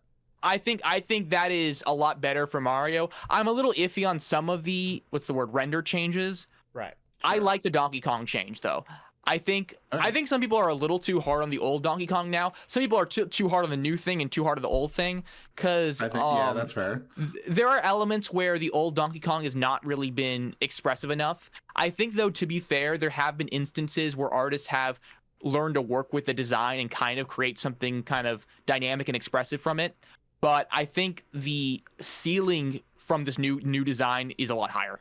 I think you can even see it in just the treehouse footage of Bonanza. You can just see how just jumpy and smiley and kind of fun he is. I'm so excited for that. Are you watching Pal World? Yeah, I was wondering what this was. I was like, what am I looking at? That's Portuguese.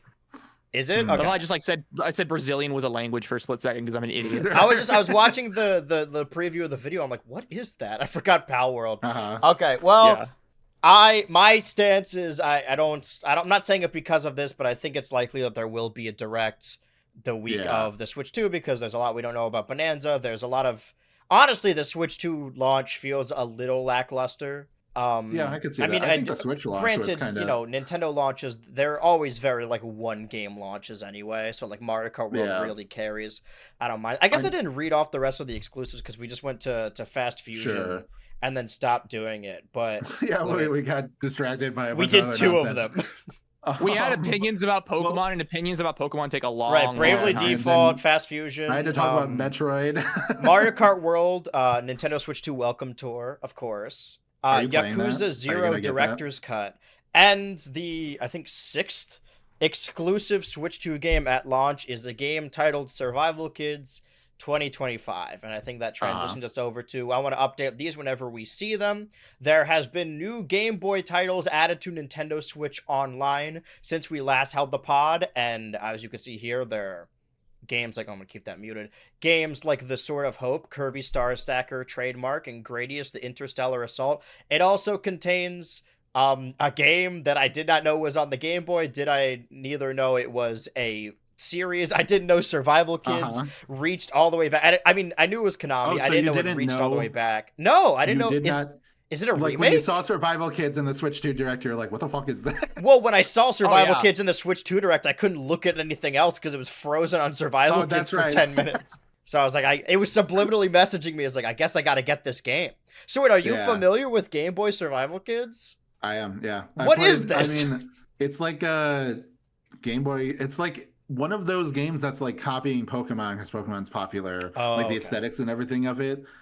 And yeah, it's like a RPG light adventure, kind of a survival game. It's very weird. It's a very weird type of game. I don't know. This game seems ahead of its time a little bit. It's very ahead of its time. It's one of those games that people talk about on the Game Boys and like, dude, you know, this is peak, you know, this is aesthetic, etc. And then you play it and you're like, this does kind of suck ass, but I kind of get there's something cozy about it, you know. Like, do you know about the Frog for Whom the Bell Tolls? No. Like, have you ever heard of that game? So that was the game that was used as the basis for Link's Awakening, the Game Boy Zelda game. So that was a game that team made before making Link's Awakening, and they use even the characters in that game appear in Link's Awakening. So it's sort of like a Doki Doki Panic situation. Yes. So if Doki Doki Panic was, if Mario 2 was a sequel to Doki Doki Panic, right. I guess it's there are characters like the Shy Guy, the Pokey, the Bob-Ombs that debuted in that series that Mario's just kind of grandfathered in after that.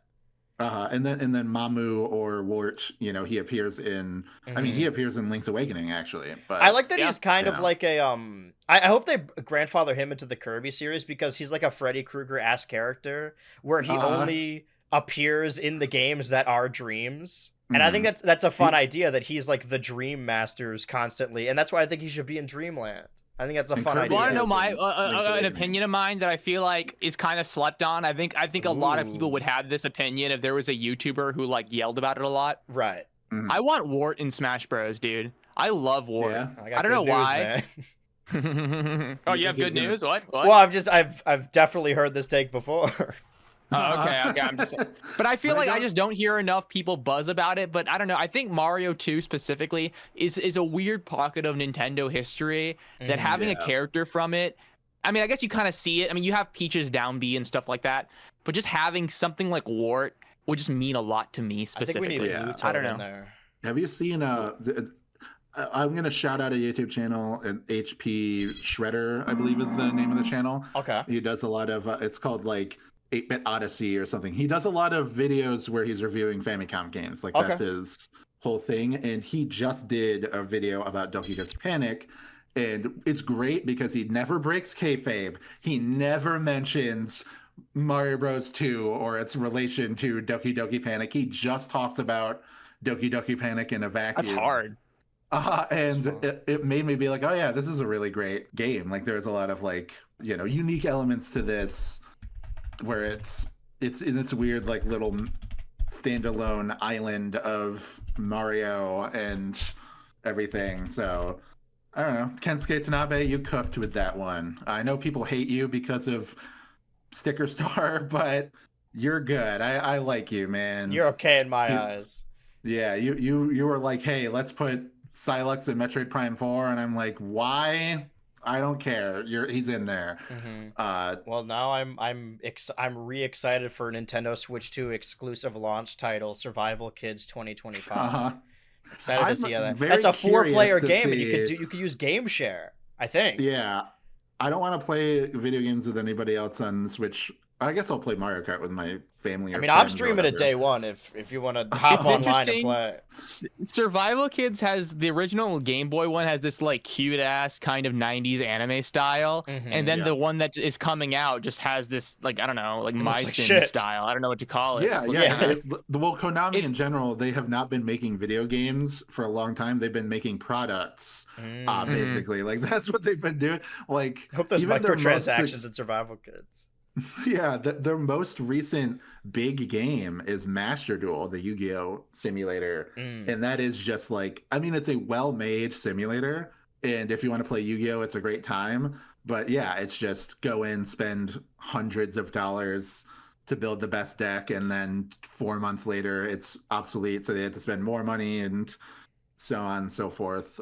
And otherwise, they've been releasing like retro collections of old games or extremely bad Contra games. Like they made like 2 bad Contra games over the course of like the past like 5 years. I remember seeing that in a direct and be like, this looks like an iPhone game. Yeah. Well, And I'm so does excited. Survival This Kid. is one of 6 Nintendo Switch 2 exclusives on launch day, so it's really got to live up to that potential. What's your launch lineup? What are you gonna get for launch day? Well, I besides got all Mario the Kart? exclusives. you Yakuza did? 0 Director's Cut, Survival Kids, Wow. Fast Fusion, Bravely Default, Mhm. Fairy Fuckers, Flying Remastered Fairy. HD, This Mario is what Kart it World, sounds and like when Nintendo fairies Switch fly. 2 Home Tour. And then I also How got much Street you, Fighter as well. And I did the math. I'm going 5 gigabytes over the default storage. So something's Ooh. got Oh to give. shit. And that's not even accounting for GameCube. So something's got to give. You're not gonna buy a SD card? I did, but it shows up in like, I mean, I'm gonna try and get one. I'm going to the GameStop midnight release, even though I pre-ordered through Walmart and it's getting delivered to my house. Oh, Just interesting. because I- I'm going to the you just wanna GameStop midnight nerd. release too. Because I want to Huh. stream Yeah. there, and I think it'd be fun. I want to see if I can get like a controller, maybe an SD card there, maybe some Street Fighter amiibo. Because obviously the consoles and the main games are sold out. I'm not accounting for that. How many midnight releases have you went to for like games in general? Last one I went to was Scarlet and Violet, so it's been a while. Okay, cool. At that same GameStop. I went to Scarlet and Violet. I've been to all the Pokemon ones. Like I did the one for one of the earliest I remember. I don't think I was old enough to go to the store on my own when X and Y came out, but I was when Sun and Moon came out. I remember going there, and there was a guy in line that was like, "Oh, what starter are you getting?" He was just like asking everybody, and I said Poplio because he's the best one. And then he was like, "Oh, that one's girly, that one's gay or whatever." And I'm like, "I know she slays. She simply serves." So I don't know Sir, what to Your tell Honor, you. she's serving cunt. I don't know what to tell you. Yeah. So yeah, I love Poplio and Primarina and everything. But I did the Scarlet and Violet midnight release. They had a little Smash setup, and I was like, "Oh boy, I want to play." And then I was cool. beating people with banjo, and everyone was really annoyed with me. that happened like when the first time I went to MagFest, I was beating people in Soul Calibur 2, and then one guy came and he pulled out the like Hori GameCube pad to be like, "Check this out, I'm gonna take this guy down," and I still beat him. Dude, I was in line for a Like, he- panel at MagFest this year, and they were like competitive because they had Supernova hoodies, and I want to go because it's honestly like an hour from me. And I was asking them about it, and they're like, "Oh, who do you play?" I'm like, "Oh, I play banjo mostly." And like the look on I don't know why everyone has such a not even hatred, just like a seething disgust for banjo players. Because like I got Why? Incineroar too, but like I think he's just annoying. Which is why I like playing them. The characters I picked are because I mainly play with my friends and like get good against my friends. So I do bad in competitive settings. So I've picked characters exclusively made to annoy my friends. Yeah. And it works vice versa because they all play Ness and Lucas, and it makes me fucking hate Ness and Lucas because they play it in a way specifically designed to annoy me. This game looks so fake. I just want to AI generated game. Like a real, yeah. This is the least real game. I'm letting you know I'm playing this day one. Yeah, I feel like Pal World is like more of a not real game. Yeah. See, that would make this game better if they had like monsters you could collect and turn into guns and whatnot. There's 4 kids stranded, and you could play as any of them. I'm trying to throw a party the same day I stream the Switch and have people over. So I'm gonna have like 4 people on the couch ready to play Mario Kart, but we're playing Survival Kids. For Smash, I haven't played in a long time, but even though I'm a huge Metroid fan, never played Ridley or Samus or anything. It was always Pac-Man and Wii Fit Trainer. Pac-Man is Those are the very two. fun. Yeah, I love Namco arcade games, so Pac-Man has a bunch of references to that. And then Wii Fit Trainer was the only one I ever like played online, and then with friends, like in a semi-competitive way. Just like Ribbon Girl in ARMS. Before any of the So, DLC came out, I mean, you just start with the original 8 characters. So I started Donkey Kong, and Ultimate's a lot faster than Smash 4, and I was like, oh my god, the heavies in this are so fun. And then I picked up K. Rool because everyone was playing K. Rool, he was new. Same thing with Ridley, and then I really liked how Ganondorf had changed in this game. So I made it a goal of mine. I'm like, oh, I'm gonna play the heaviest characters and only the heaviest characters. So I got good with like the 5 or 6 heaviest, and then Banjo came out and he was the 15th heaviest, and I'm like, okay, I'm gonna get good with the 15 heaviest characters just so I can extend it down to. So I got a little bit of Ludwig, a little bit of Rog, a little bit of Snake, but those aren't characters a little bit of Simon. Those aren't characters I play a lot, but I'm like, I know how to play them because I really wanted to. Additional Nintendo Switch Online stuff. Because there was an upfront where there's also, I didn't really look into this, but there was an interview or maybe an upfront with investors or some kind of open dialogue, and developers were talking about the Switch games, and they said that Mario Kart World has been in development for 8 years. Yeah. They started prototyping it like the time that the Switch 1 came out. Like as soon as that came out, that's when they started prototyping it. Because the team went from ARMS to Mario Kart World. So I didn't know that. I didn't know the ARMS part at least. Yeah, because that was a couple months later, like after the Switch 1 came out. So they probably like finished that. It went gold. They sat on it for a couple months, and then they just moved on to Mario Kart. But they couldn't like get it to work properly. Like they were restricted by the technology of the Switch 1 because it's like very potato technology for the Switch 1, so they had to like kick the can down the road. So that's why they made the booster course pass. Kick the bucket, if you will. Yeah. They had to kill themselves. It's the only way we could get this done. But yeah, so I think they didn't start active development until 2020 though. Like I think that's when they like this version of the game that we're seeing was being made. But yeah, they were prototyping it back.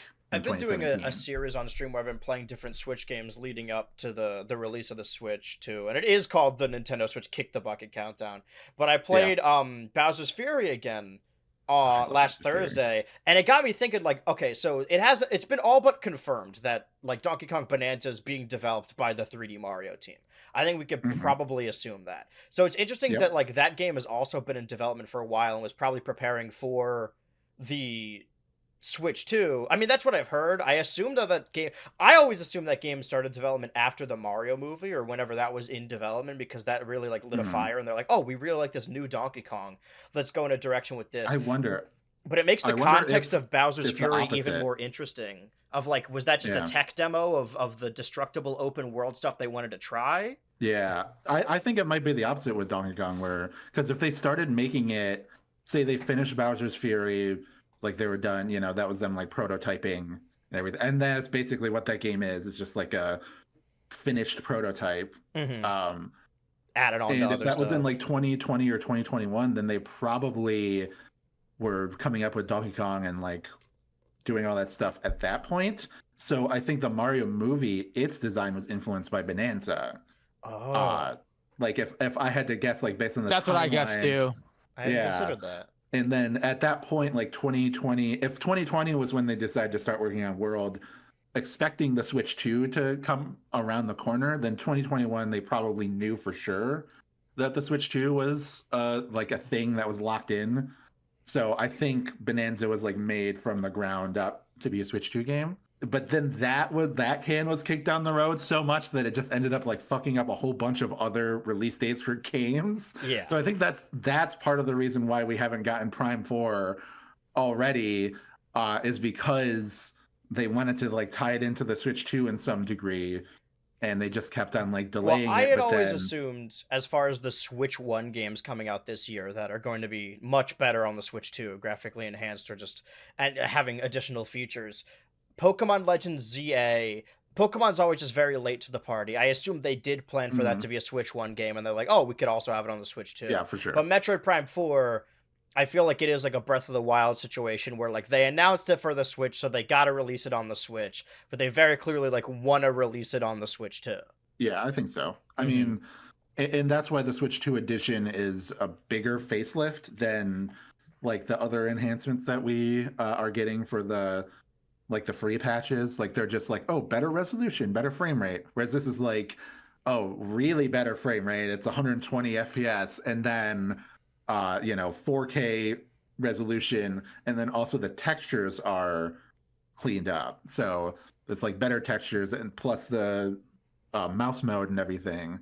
So they are like really using that technology. And Retro are already like genius wizard. I have no idea how the hell they're able to make a Switch 1 game look this good. Because like that's I Talking don't know. about remastered. Like look at Prime Remastered. Yeah, that one it's looks like really good. unbelievable how good that game looks on the Switch. And then like you look at Scarlet and Violet, and it's just like the farting noises are playing. I like Scarlet and Violet, by the way. I'm not. It's a fun saying game, it's but a yeah, bad I think game. it's like visually just a nightmare. It crashed a lot when I I'm played it, excited and it's to- very ugly. I like the Pokemon designs. I just think the trainer designs all look like creepy dolls. Yeah. I prefer Sword No, and to be- Shield I- aesthetically. So in Sword and Shield, yeah.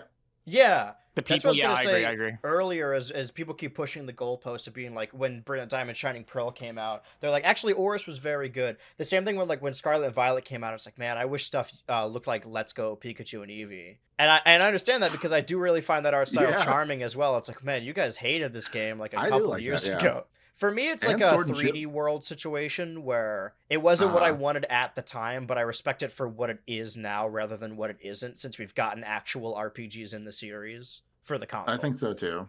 Yeah. Because I wasn't super into Pokemon Go. So Mm-hmm. I was like very thrown off by the fact that it's like, oh, you're supposed to like keep catching Pokemon.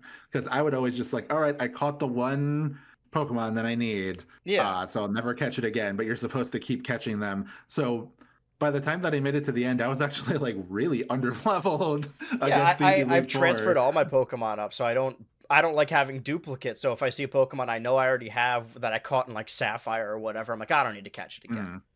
Which is Yeah. why I really liked the ones I used in Legends Arceus. It was like, oh, the new forms or the new Pokemon. And circling Mhm. back is why I'm not as excited for ZA. It also doesn't help that we don't really have a solid release date beyond winter 2025. I also think Arceus had a much more interesting world because yeah, it being was set in a feudal pre- Hisui. yeah, like a pre-industrial Pokemon world, or like a just on the burgeoning industrial, because there's like the big like It's Meiji. It's Meiji House. Japan. Basically, as soon as I 1800s. learned that the game's just set in Lumio City, I'm like, oh, okay. Because Yeah, there's a I'm lot you interested can to do with see- Kalos that they just left up in the air. I was cooking way too hard because there was like a year when we heard about the game's premise, but we didn't see any footage of it. I was like, oh my God, it's going to be like Nier Automata or something. You're like exploring like a wasted city. Like Mhm. they're showing the city at its like peak in the trailer as like to throw you off the trail, that when you see the game, it's like, oh, it's been destroyed and reclaimed by nature, because it's like the Tower of Babel. They like Yeah. tried to reach God or whatever, and then like Zygarde Pre-bombing, got angry where and they like shot got the his, like, laser what- into the sky. yeah, and then like destroyed all of Because that's the the other thing, too, is Kalos has a very infamous war, like, that's tied into the game. Mhm. I thought it was going to be like the Industrial Revolution, where you... Because in the first trailer, the grid format, it kind of looks like blueprints, and it's like, oh... yeah. It's going to be a restoration project like it was in Hisui. Like, you're going to slowly try and build up Lumio City as you live there. But no, it already exists. Mhm. It's after X and Y. Yeah, and I think that they're going for the future and the past theme to connect it to Scarlet and Violet. So like, oh, this is the future, and Legends Arceus was the past. Mhm. Oh, by the way, I'm sorry I pronounced it Arceus and not Arceus. That's a thing. Sorry. It's I'm an okay. Arceus but- guy. I'm an Arceus, Arceus guy at my core. That's truther. what I grew up on. Yeah. It's I just interesting hear that people say Arceus all the time. and I'm aside like, from remakes, the new because I remember almost to a point where it would start to annoy me that like Red being in Heart Gold. And I know it was in the older JoJo games. It was such a big deal to me. And then he was also in Black and White, and then also in Sun and Moon. And I was like, oh, okay. And they kept like Sun and Moon has Cynthia, Wally, like all of those characters coming back together. And it's interesting that since then, all the at least new generational Pokemon games haven't really had any time. Like even Looker, like there's been no characters from previous installments to show up. Very strange, except for in Legends Arceus. Funny enough. Well, yeah, with like one of the I'm talking about like the new generation games. Because Yeah. they mention it. It's weird that it's disconnected. You think Gen 10 is next year? Do you think they're just gonna rip the it's rip the that off? 30th anniversary, Gen 10 right? is 2026. Yeah. There you go. So they're not just gonna lean on Pokemon was Champions the 20th as anniversary, right? With Yeah. Sun and Moon. I think the next year of the Switch 2 is going to be very big. Like that's when a lot of crazy shit comes out. So like, and maybe the crazy shit is going to be Gen X, right? But I remember that winter 2018 Red Dead came out, and then a week later Red Dead Online came out, and I played those each for a week. And then Let's Go came out, and I played that for 2 weeks, and then Smash Bros came out, and I didn't think of any other game. So I fear that if they do Gen 10 and then Nintendo in-house has a big game coming out, that it might be a little cannibalized. Like if we do like, new generation, and then I don't think it's going to happen, but like new Smash, like that's probably too much maybe. That's that leads into actually question. Smash 4 and Oros came out on the same day, at least the Wii U version. Yeah, I remember spending way too much money buying both copies of the Pokemon games and then also Smash 4. So I remember there was speculation like late last year, people being like, oh, there could be a 2D Metroid soon, because they heard rumblings. They're like, this actually isn't unprecedented, because Fusion and Prime 2 came out the same week. It's like, okay, but you're forgetting that one of these is a GameCube game and one of them is a Game Boy Advance game. And if they came out on the Switch 2, they'd release on the same console. Yeah, the first Prime and Fusion came out the same day, actually. And then, that's probably they probably stopped doing that because they probably realized it wasn't good for sales. Well, back in the day, you would have a game and it's like, oh, it's on N64 or it's on GameCube, but it's also on the Game Boy Advance, and they'd be just two completely different games just under the same title. That's a crazy thing that they used to do that. Yeah, it's so play Tony Hawk Pro Skater 3 on the Game Boy Advance. It's like it's a side scroller. And then Prime 2 and Zero Mission came out the same year, so that's like very close to that. So that was those were both 2004 when they came out. I definitely do not think we're getting a new 2D Metroid game this year alongside Prime 4. I think next year, if anything, because it has been a good amount of time since Dread, which I like to think they got their second wins. Yeah. Same thing with Pikmin, but I wouldn't be opposed to them continually updating Pikmin 4 as opposed to like putting all their eggs in the new game basket. Maybe that's like mid-generation. But Smash games normally come out a year or two into a console's lifetime. Like I said, we're the longest period of time without a new Smash game. Like this is longer than Melee to Brawl. This is longer than Brawl to Smash 4. Yeah. Not counting like DLC, of course, but granted, well, I guess it's not a good example to say Ultimate was only 2 years after the last Smash 4 DLC character, because Ultimate's built on top of Smash 4. But I think it's worth mentioning, because Melee was the only one that was like a launch title, or at least in the launch year. Yeah. There's a lot going on there. Well, outside of the realm of video games when it comes to information, another big thing that transpired in the week prior is the changing of the Nicktoons network into... it is now branded as... I don't know if we could show this, actually. This might get us in trouble. It is now called NickSpongeBob. That's the name of the channel. Yeah. They said this summer. People seem to be saying that, like, oh, this is like a forever thing. But it says all summer long. Do you think they're testing the waters, or do you think it's just NickSpongeBob forever now? I think they are testing the waters. And I think that because cable networks are so, like, passe at this point, and people have a hard time, even though people hate streaming, they have a hard time justifying going back. Look at that SpongeBob. Yeah, look at him. Computer enhance. But I think, when's the last time that you guys have watched Nicktoons? Like not Nickelodeon, but Nicktoons. I don't think I ever had Nicktoons. I think my parents had this like shitty ass DirecTV setup, so I only got Nick, so I didn't get like Teen Nick. I didn't get Nicktoons. Where you got to watch Mighty B and Harvey Beaks and Back of the Barnyard. Dude, I just couldn't. I couldn't. I guess I had to do it on like Watch Cartoon. You didn't know that Making Fiends even happened. I know, making fiends, great stuff. 6 episodes, but a banger. It made its mark. I as an adult, primarily, I've consumed Nickelodeon through Nicktoons.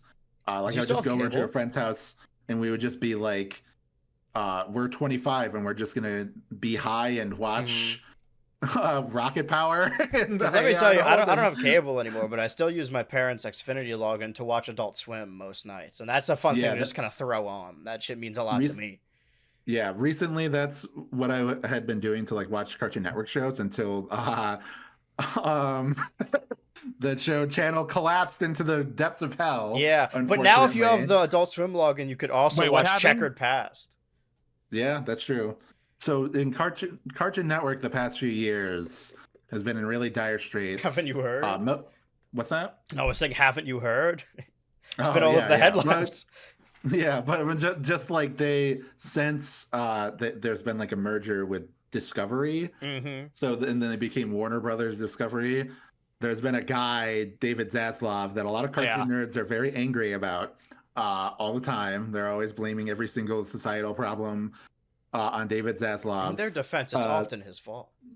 Yeah, I mean, he does suck. I'm not saying I'm not defending. He's like at his fucking like desk. Kill that show. Yeah. Yeah. I hate Infinity Train. Kill Infinity Train. Yeah, but basically, like, yeah, he killed off a bunch of shows that were still airing, or you know, like could potentially continue. Cartoon Network has just been in like a death spiral since like 2022, with really only like Cartoon Network studio shows living on through being aired on Adult Swim. So like Fiona and Cake and like My Adventures with Superman and Invincible Fight Girl, these shows being on like Adult Swim shows. I guess Fiona and Cake was always intended to be an adult show, but like some of these other ones were meant to be on the kids network. Whereas like that, the only new thing that they've had is like the last couple seasons of Craig of the Creek, and then We Baby Bears, and that's about it. Like that's For the Cartoon only Network thing. other subsidiaries to the company, like Hanna-Barbera Studios, or even like Mhm. DC Animation. So obviously, like, I mean, Jellystone just ended, but I think Teen Titans Go got renewed for another season, so Yeah. that's gonna keep. I mean, there will be quote-unquote new episodes Mhm. airing on Cartoon Network, but Cartoon Network Studios, there was a lot of animosity between this because people were posting online being like, Cartoon Network's dead, and then Cartoon Network, the Twitter account was like, hey guys, we're not dead, we're just old. But the fact of the matter is Cartoon Network as a channel still exists, and the brand still exists, and those IP, but they shut down Cartoon Network Studios, so there aren't going to be Yes. any original things. You're gonna see fucking Regular Show and Gumball and Adventure Time until you die, but they're not gonna make anything new. So wait, which shows were Hence- shows were Cartoon Network Studios? Was that because like admittedly I never really knew specifically which studio was making which show. Anything So that for- wasn't a Hanna-Barbera character or like a DC character, like Teen Titans wasn't Cartoon Yeah, Network like a Studios. They just Scooby-Doo existed show. on the channel. Scooby-Doo, yeah. Mhm. Scooby-Doo show would be Warner Brothers, and then like Looney Tunes and everything like that's all Warner Brothers, And, like, which is like finally, that was absorbed. That has absorbed Cartoon Network Studios. I guess we could talk So about now- also, I think this happened in between episodes, that they're finally airing Total Drama Island Reboot Season 2 Yeah. on Cartoon Yeah. Network.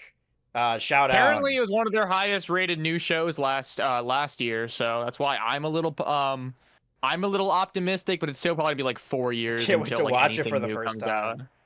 Yeah, I'm so excited Yeah. to watch it for the first time. Oh Mhm. man, I wonder what's gonna happen with Julia. Oh, why hope- is Scary Girl wearing that new outfit? What I hope the heck? Wayne's okay. But, what was I gonna say? Yeah, Cartoon Network shows. They're like, Infinity Train. That was a Cartoon Network Studio show. Was regular show Cartoon Network Studio? Yes. Regular show, Adventure Time, Steven Universe, Gumball. Gumball? Okay, Gumball was Cartoon Network it was a Europe. European show, but it was still through Cartoon Network. Stuff like Unikitty and like Teen Titans Go and things like that. Those are all Warner Brothers. So like now it has all been subsumed into Warner Brothers. So it's like, who even knows? And then there's like Hanna-Barbera Europe, which makes a few things. But yeah, basically the next few years of Cartoon Network just seems very dire because we just have like, regular show reboot, Adventure Time reboot, Foster's Home reboot, potentially a Powerpuff Girls, another reboot, Mhm. just stuff like that.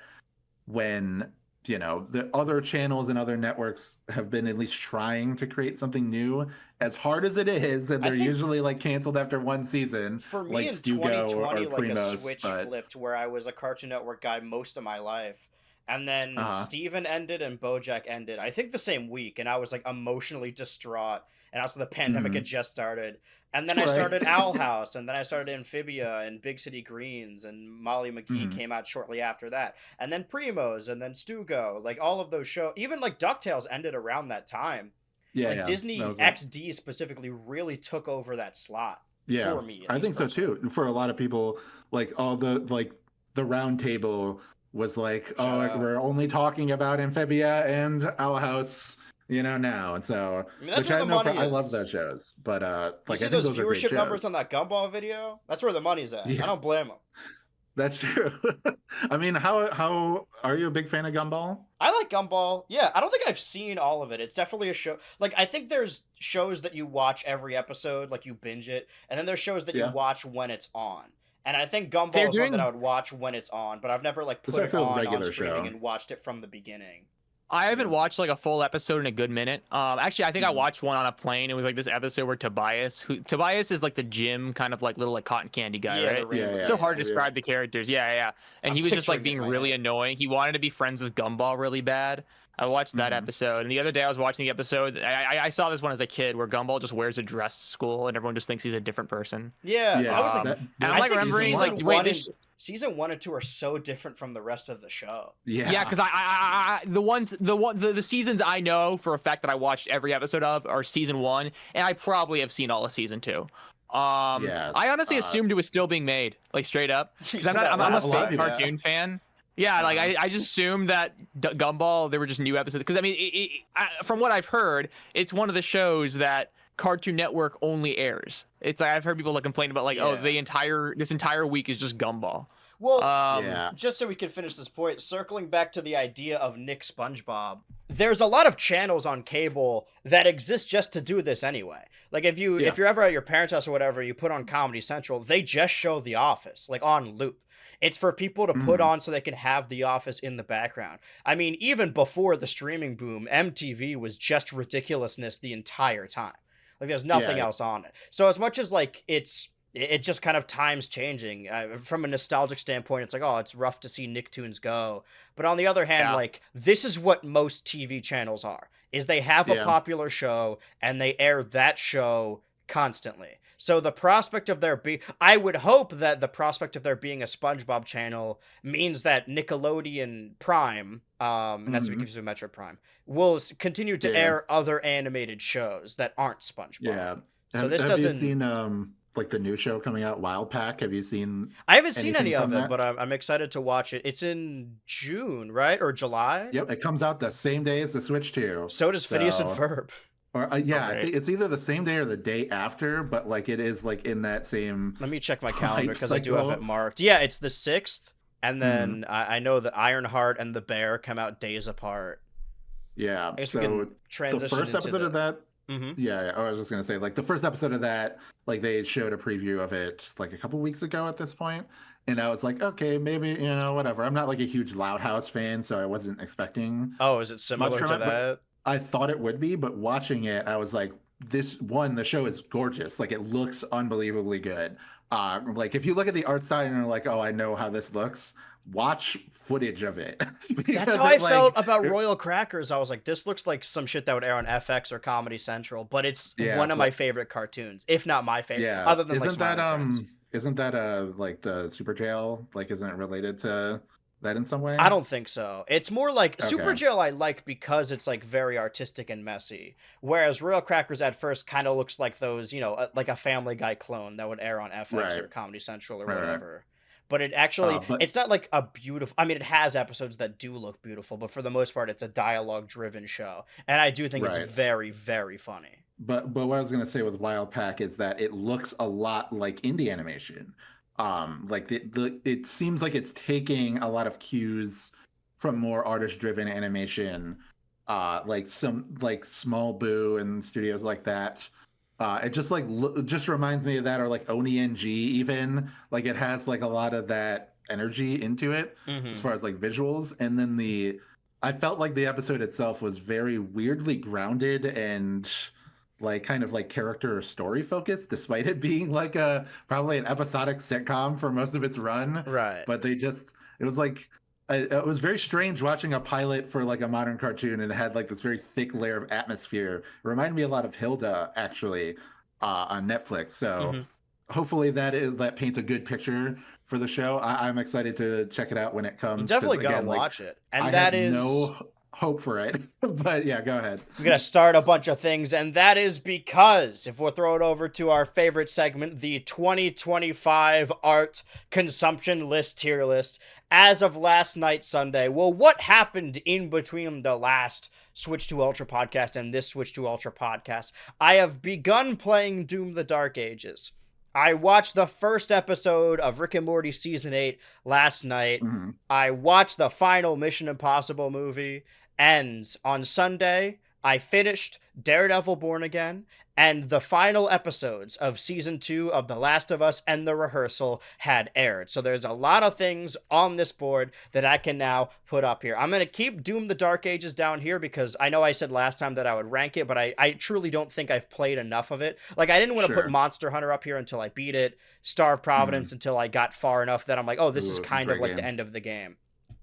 So I'm going to keep doing the Dark Ages and, of course, Rick and Morty Season 8 down here for now because I don't want to... I only put things up here once I finish them. And now I have finished Daredevil, Last of Us Rehearsal. Or for which one? For Rick and Morty. How'd you feel about the premiere? I thought it was fine. Like, it wasn't bad. It wasn't... I really liked the previous season. I thought Season 7 had a lot of good episodes and was a lot of fun. I said this in a video, and now I'm just vehemently defending it, that every year or so that Rick and Morty came back, like, whenever Rick and Morty wasn't airing, I was kind of with the internet populace, where I'm like, oh, God, oh, brother, this show. And then every time I would catch a new episode, I'd be like, oh, right, I forgot. I like this show. Like clockwork, that would happen. So the new episode, I thought it was fine, kind of like middle of the road Rick and Morty. Some of them are not that interesting, but I'm excited to see where it goes because basically ever since they changed the voice actors, I've really, really loved the show. And I didn't even like dislike it as much as other people did. Like even the seasons that people say aren't good, like season 3, I never really had a problem. There are episodes in those seasons that I like. And when it comes to season 3 was probably the last time I really paid attention to it, but I really liked season 3. Yeah, I think it's worth watching in its entirety. I've said this with other long-running cartoons or just shows in general. The Futurama reboot and the new Always Sunny season is that the argument of whether or not a show deserves to exist, shows that go on forever, as long as they have 1 or 2 episodes I think are good. Not passable, but good. As long as they have 1 or 2 good episodes a season, I think they warrant their existence. And that's always the case with the Hulu Futurama reboot, is it's like there's a good episode in the season and then there's a really good finale. And everything else is kind of just okay. And I'm like, you know what? I'm glad these voice actors are getting work. I'm glad. I used to be like, oh, they should cancel SpongeBob, cancel Family Guy. But I'm at the point now where it's like there's so few cartoons being made. Whatever gets people work, I'm fine with. Yeah, let's just let people kind of have stable jobs. Yeah, let's just do that, everyone who works on that Patrick Star show seems so nice, and what I've seen of it, it looks nice. It's like, you know what? Fuck it, man. I don't care. Yeah. The people who like are working on Family Guy for the rest of their lives, they're probably pretty chill. They probably have like a good kind of outlook on their career.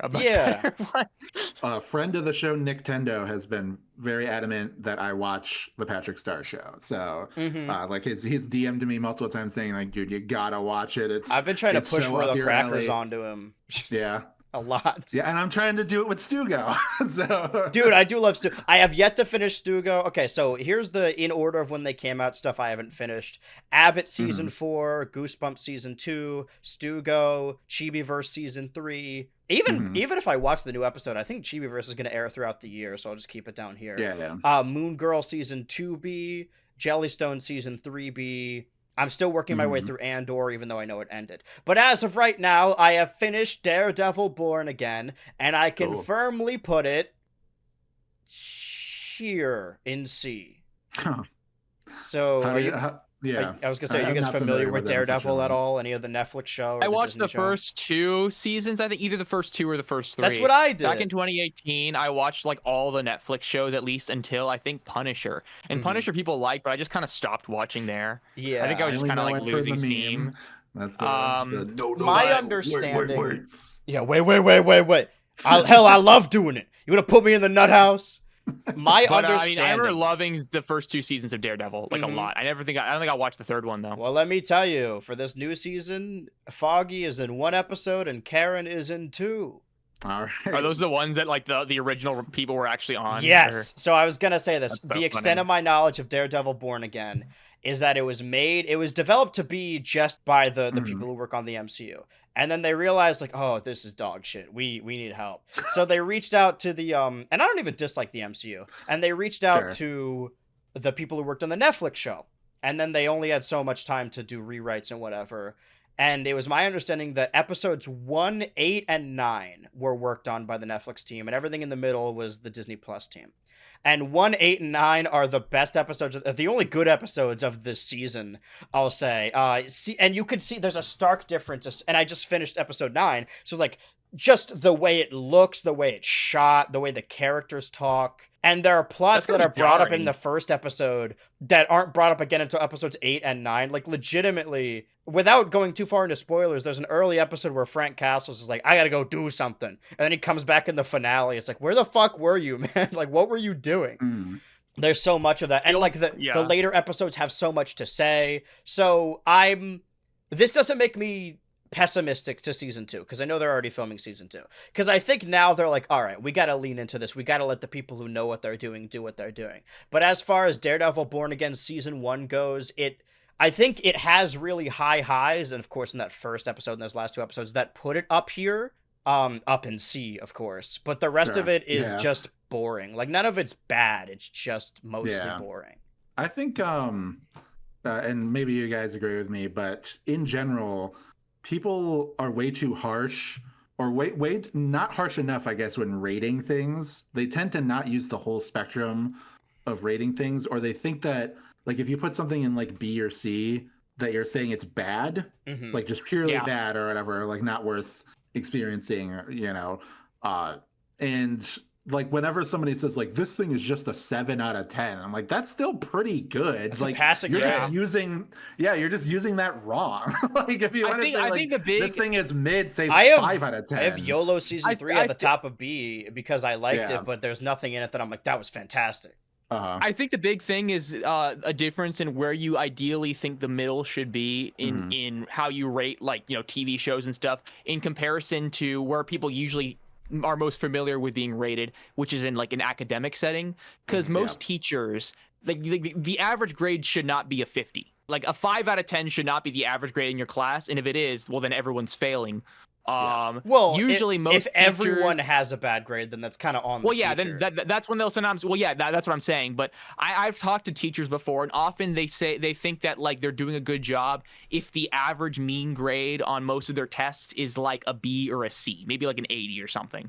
So because of that, I think a lot of people will conflate the idea that they kind of think of the way they're evaluated in kind of an academic setting of, oh, I got a B on this paper, as being super similar to the way you kind of evaluate, TV shows and stuff you like.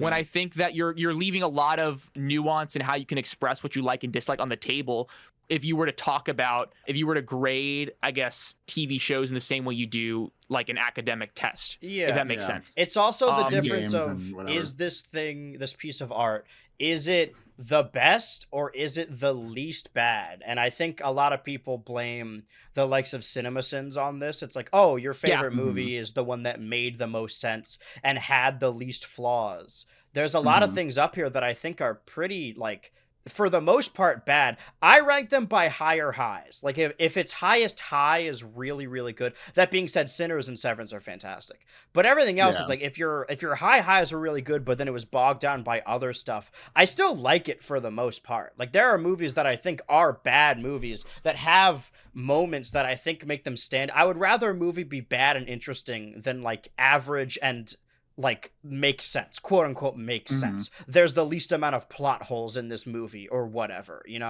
There are fewer scenes where you accidentally see the shadow of a person on the crew. You know what I mean? It's like, oh man, this is a good movie, but I saw like the shadow of a fucking grip somewhere. So I got to take off a point for that. There is it's just not. It wasn't made for the same purpose, but there was some artist that submitted something to the ratings bureau, like the people who decide the ratings of films, and it was just like 5 hours of watching paint dry. And somebody made a point that like technically that is the movie with no flaws. Like if you want to rank movies by that merit, that movie has no issues. Like there's nothing no plot wrong holes, with dude. it, but there's also nothing in it. Yeah. That There you being go. said, I'm going to put The Last of Us season 2. Ooh. Hold on. I'm interested. Here's the thing, because this is into the argument. I think it has lower. I think the best episodes of Born Again are better than season 2 of The Last of Us. But I think Last Okay. of Us was more consistent as a season. So now we get to the point of like, what is better? Something with higher highs or something that's more consistent? Sure. I usually would say I prefer to have higher highs. Yeah, but how so Last of Us season 2, what part of the game does that cover? Because I'm aware it it's doesn't like cover the the full beginning second of game. the second game. I think my issues with The Last of Us season 2 is it's gonna become The Walking Dead, where I heard that like, oh, season 2 and then maybe season 3 are gonna cover the second game, and now like Neil Druckmann's saying like, actually we need a 4th season to cover the second game. So very little happens in season 2. It lacks finality. It's edited really goofy. I haven't played the second game, but I've seen a lot of fans be like they dumbed down a lot of the complex character moments in The Last of Us Part 2. I know I had a lot of opportunities to play The Last of Us 2 considering they released it 3 times, but I think I'll put it Maybe they released it a 4th Born time. Again. Yeah, I would say that's fair. Just given what you said, like, and in general, I'm really bored by modern television seasons that are just like they're always on the precipice of something interesting, and they're like, Yeah. watch the next episode, and then something cool is gonna happen, and then like you watch the next episode, and they give you like a little crumb, but then they lead you on into the next one. It's the Netflixification of all of television, obviously, but I think that there is a way to do it. Where you are engaged with a story, but you get a full, complete story within each episode. So even if it has like a continual narrative, it feels like you're still like watching something complete when you finish an episode. So Yes. So as far as those shows go, well, as far as this ranking goes, like I think A is stuff I really like, is stuff that is very good, but S is reserved for like the greatest, right? That's B for, like, is I changing liked your it, but it life. doesn't do a whole lot. C is like, okay, I see it's got good bones. D is like, okay, I didn't hate it, but it wasn't good. And F is stuff I do not like. So Yes. the only things I put in S, it's S for Sinners and S for Severance. The only things I put in And S S for rehearsal. SpongeBob. are things that float above the rest, right? Are far above. And I've said that Sinners is the best movie of the year, and Severance season 2 is the best season of television this year. I'm putting The Rehearsal season 2 above Severance season 2. Yeah. I think Low Sinners though. Okay. Oh, come on, man. Yeah. That was yeah. me just reacting to it. That wasn't me critiquing. Yeah, but or like down. no, but now I'm thinking about it. I'm like, oh shit, is it like I will ask because I Okay. don't have anything to say about The Rehearsal because we talked about this before we were recording. Sure. That I hadn't seen it, Mm-hmm. but Common Side Effects I felt like that show is like an excellent season of television. I'm very excited to see more of it. What didn't bring it up to that level of like transcendental quality to you? I really liked it, but it's kind of the same feeling as something like not Daredevil Born Again is a bad example because I think this was mostly boring, whereas like I was never bored during Common Side Effects. Where Common Side Effects the first season, I think it's like when the show years down the line, when the show has like 4 seasons, you're going to go back to season 1 and be like, this was fantastic. It set everything up. But as we sit right now with just season 1, I think the main thing I felt when walking all out of Common potential, Side like- Effects is being excited for season 2. Like seeing excited Yeah, where the that's what story I'm- goes. Yeah, that is kind of how I feel as well. I think it like stood on its own very well, but it also I was like craving more, Right. So I totally get that what you're talking about. So, So I was just without- curious. Getting too much into The Rehearsal, because Switch has seen all the episodes except for the finale, and you haven't seen season 2. I would highly recommend it. Honestly, if you just want to jump in season 2, you totally can. Mhm. But there's something, I've watched the finale last night. I haven't been able to stop thinking about it. There it's a wonderful feeling to be in a moment and you're watching a show or a movie where you know in the present tense that the actors are totally fine and nothing happened to them because they were doing press junkets and whatnot. But as you're watching it, you feel for a second, you're like, oh my God, I was anxious watching the finale of the rehearsal, which I think if a show can make you feel something like that. And I think it's profound. I think it's insane that despite being not a reality show, but sort of a docuseries, it's shot and framed in a way to tell a story visually and it means something without trying to. Like, it almost seems like, although I think Nathan Fielder is playing a character in the show, that his character he plays in the show accidentally stumbles across something profound. And it's like the final piece of a puzzle. Watching the finale is like seeing how each episode actually is that important to the story. Same thing with Severance season 2 is, although I did really like it, it's more of like, you could tell they made this season in the context that they're going to get a season 3. Whereas the first season, they're just like, let's make a good season of television. And I don't even dislike Severance season 2. I just think that's why it's below the rehearsal season 2. And we talked about obviously this. You put it in S, so. Yes, for this rehearsal. And we talked about this last week in the context of the Netflix Avatar show and Korra, is that it's one thing to be able to binge a show, but also each episode needs to stand on its own. And I think the rehearsal and Severance do. And I think maybe Common Side Effects doesn't as much, but I do think it's great. And here comes the complicated part when it comes to Common Side Effects, because I also, last week I ranked all of the Final Destination films because I just watched all of them in preparation for the new movie.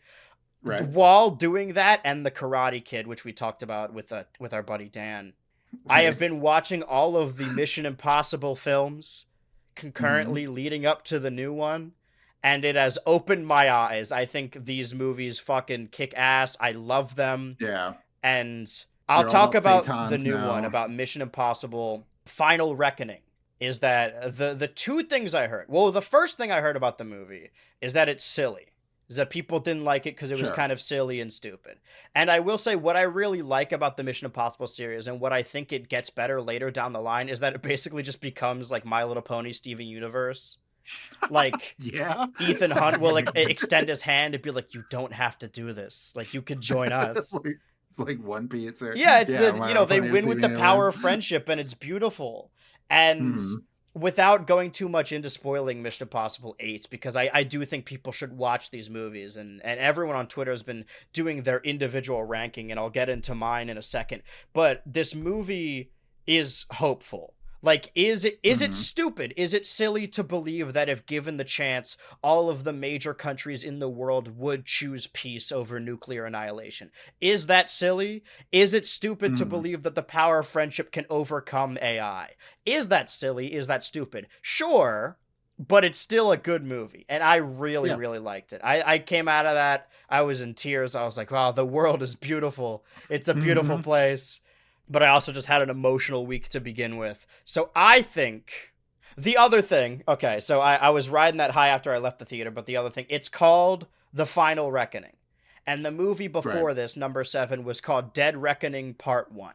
So it seemed like it was going to be like Twilight, like Hunger Games, like the Avengers era or phase, where it was going to end with a 2-parter. And without giving too much away, this film really lacks finality. Like, I walked out of the theater being like, oh, I guess they're just going to keep making them. Like, it didn't really feel like the final reckoning. And it's got as much finality as, like, Iron Man 3 does. Like, Iron Man 3 is like, oh, he's standing there and he throws his little arc reactor into the water. And it's like, oh, is this the end of Iron Man? It's like, no, man, it's 2012. No way. This movie made an ungodly amount of money. And I went with my grandparents to see this, and I remember seeing Iron Man 3 with my grandpa, and he's like, oh, man, they gotta make more with Robert Downey Jr. And at the time, I was like, no, didn't you watch the movie? He just threw his arc reactor away. But in this movie, he said the same thing. It's like, surely they're gonna make more. And I'm like, you know what? Yeah, because before the movie came out, Tom Cruise is like, I'm gonna do movies until I'm 100. So maybe... And it is a very Tom Cruise thing, like when Top Gun Maverick came out, that it's like, oh, okay, he's going to pass the torch like it's one of those reboot movies. You pass the torch to the next generation of actors. But then in the climax, he's the hero. Like, he doesn't pass the torch at all. He's like, yeah, dude, old dudes rock. So I think it lacked like a sense of finality. But... And the Majin Buu arc of Dragon Ball. I'm gonna put Mickey 17 below common side effects when I move that, but I'm like getting myself excited again. I think I know it's above Mickey 17. The question is it above common side effects? That's a tough one. That's an interesting. I mean, I haven't seen this movie, but common side effects is just such an artistic. Yeah, I don't even think this is the best Mission Impossible movie, so I'll put it there. Speaking of which, throw our attention over here. Here's a ranking of the 8 Mission Impossible movies. Everyone's got their ranking on Twitter, and they think they're the objectively correct one. This is the objectively correct ranking. First of all, 2 is G rank. That one sucks. People don't like that one. Honestly, here's my watch order real quick. If people want to get into Mission Impossible, here's what you should do. You start with 4, Ghost Protocol. You go 4, 5. 5 is directed by Brad Bird, I believe. Right, yeah. This only live action film. 4, 5. He did 3. What is it? Tomorrowland as well. You watch 4, 5, 3 because 3 introduces Ethan Hunt's wife, and then you watch 6, Fallout, and then before 7 and 8, you watch 1. And you don't have to watch 2 at all. I would recommend skipping this one in its entirety. But Mission Impossible 1 goes above 2, and then I think 3 is better than that because that's when they introduce Simon Pegg and stuff like starts happening. Also, I don't love 3, but the villain is played by Philip Seymour Hoffman and he carries hard. And now we have, oh man, I think Rogue Nation goes in D. I think the Brad Bird one is this is when they start getting good. I think Rogue Nation is good, but it was a little boring. I think Fallout is the second best one. Yeah. I think now it's a question of, do I think Final Reckoning is better than Dead Reckoning Part 1? Oh God. I didn't think I'd get this far. I think that maybe just because it has an actual, I just said it doesn't have a sense of finality, but at least, well, I think Dead Reckoning Part 1 is a better movie, but Final Reckoning is like more complete because Dead Reckoning ends on a cliffhanger. I think they're kind of companion pieces, but I'll put, you know what? No, I'll put Dead Reckoning Part 1 above Final Reckoning. It's a very high bar. And like, then Ghost Protocol, directed by one J.J. Abrams, is the best Mission Impossible movie. So the ranking is Ghost Protocol, Fallout, Dead Reckoning Part 1, Final Reckoning, Fallout, 3, 1, 2. This is the definitive Mission Impossible ranking. Right. Would you say that there's any straight up bad movies in the second one. Just two though? Yeah, I would recommend skipping this one in its entirety. Yeah, like all the rest are like in just relation to each other. Yeah, of like quality. Yeah. Yes, that's why I say start with Ghost Protocol, because I went 1, 2, 3, and I'm like, I don't know how I feel about this, and then Ghost Protocol happened because I'm glad I stuck to it. I'm like, oh, holy shit! This one is another example of like, it was like 2010s, and I know Tom Cruise is alive today, but there's shit that happens in this movie that I'm like, oh my God, he's gonna die. Like, I was biting my teeth. It was so stressful. And then watching, I think 2 years ago, in preparation for Dead Reckoning Part 1, I watched all of these, and I kind of got bored during them, that I didn't love it as much. So what I did while looking back on these movies is I consulted my 2023 ranking when it came to films. And these are in order right now, or rather in order they were on my letterbox. And Dead Reckoning Part 1 was beneath all of these movies.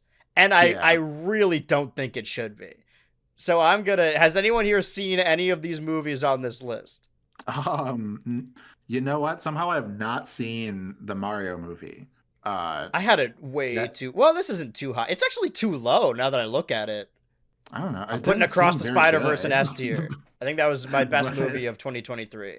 Yeah, that was really good. That was another one that's similar to Empire Strikes Back or the Mission Impossible movie that you were talking about, where it's one part and it ends like incomplete, but it's still so much better than the, I mean, I guess who even knows? Maybe I'll circle back to this when what's the new one called? Something's Into the Spider-Verse, something Spider-Verse, Beyond the Spider-Verse.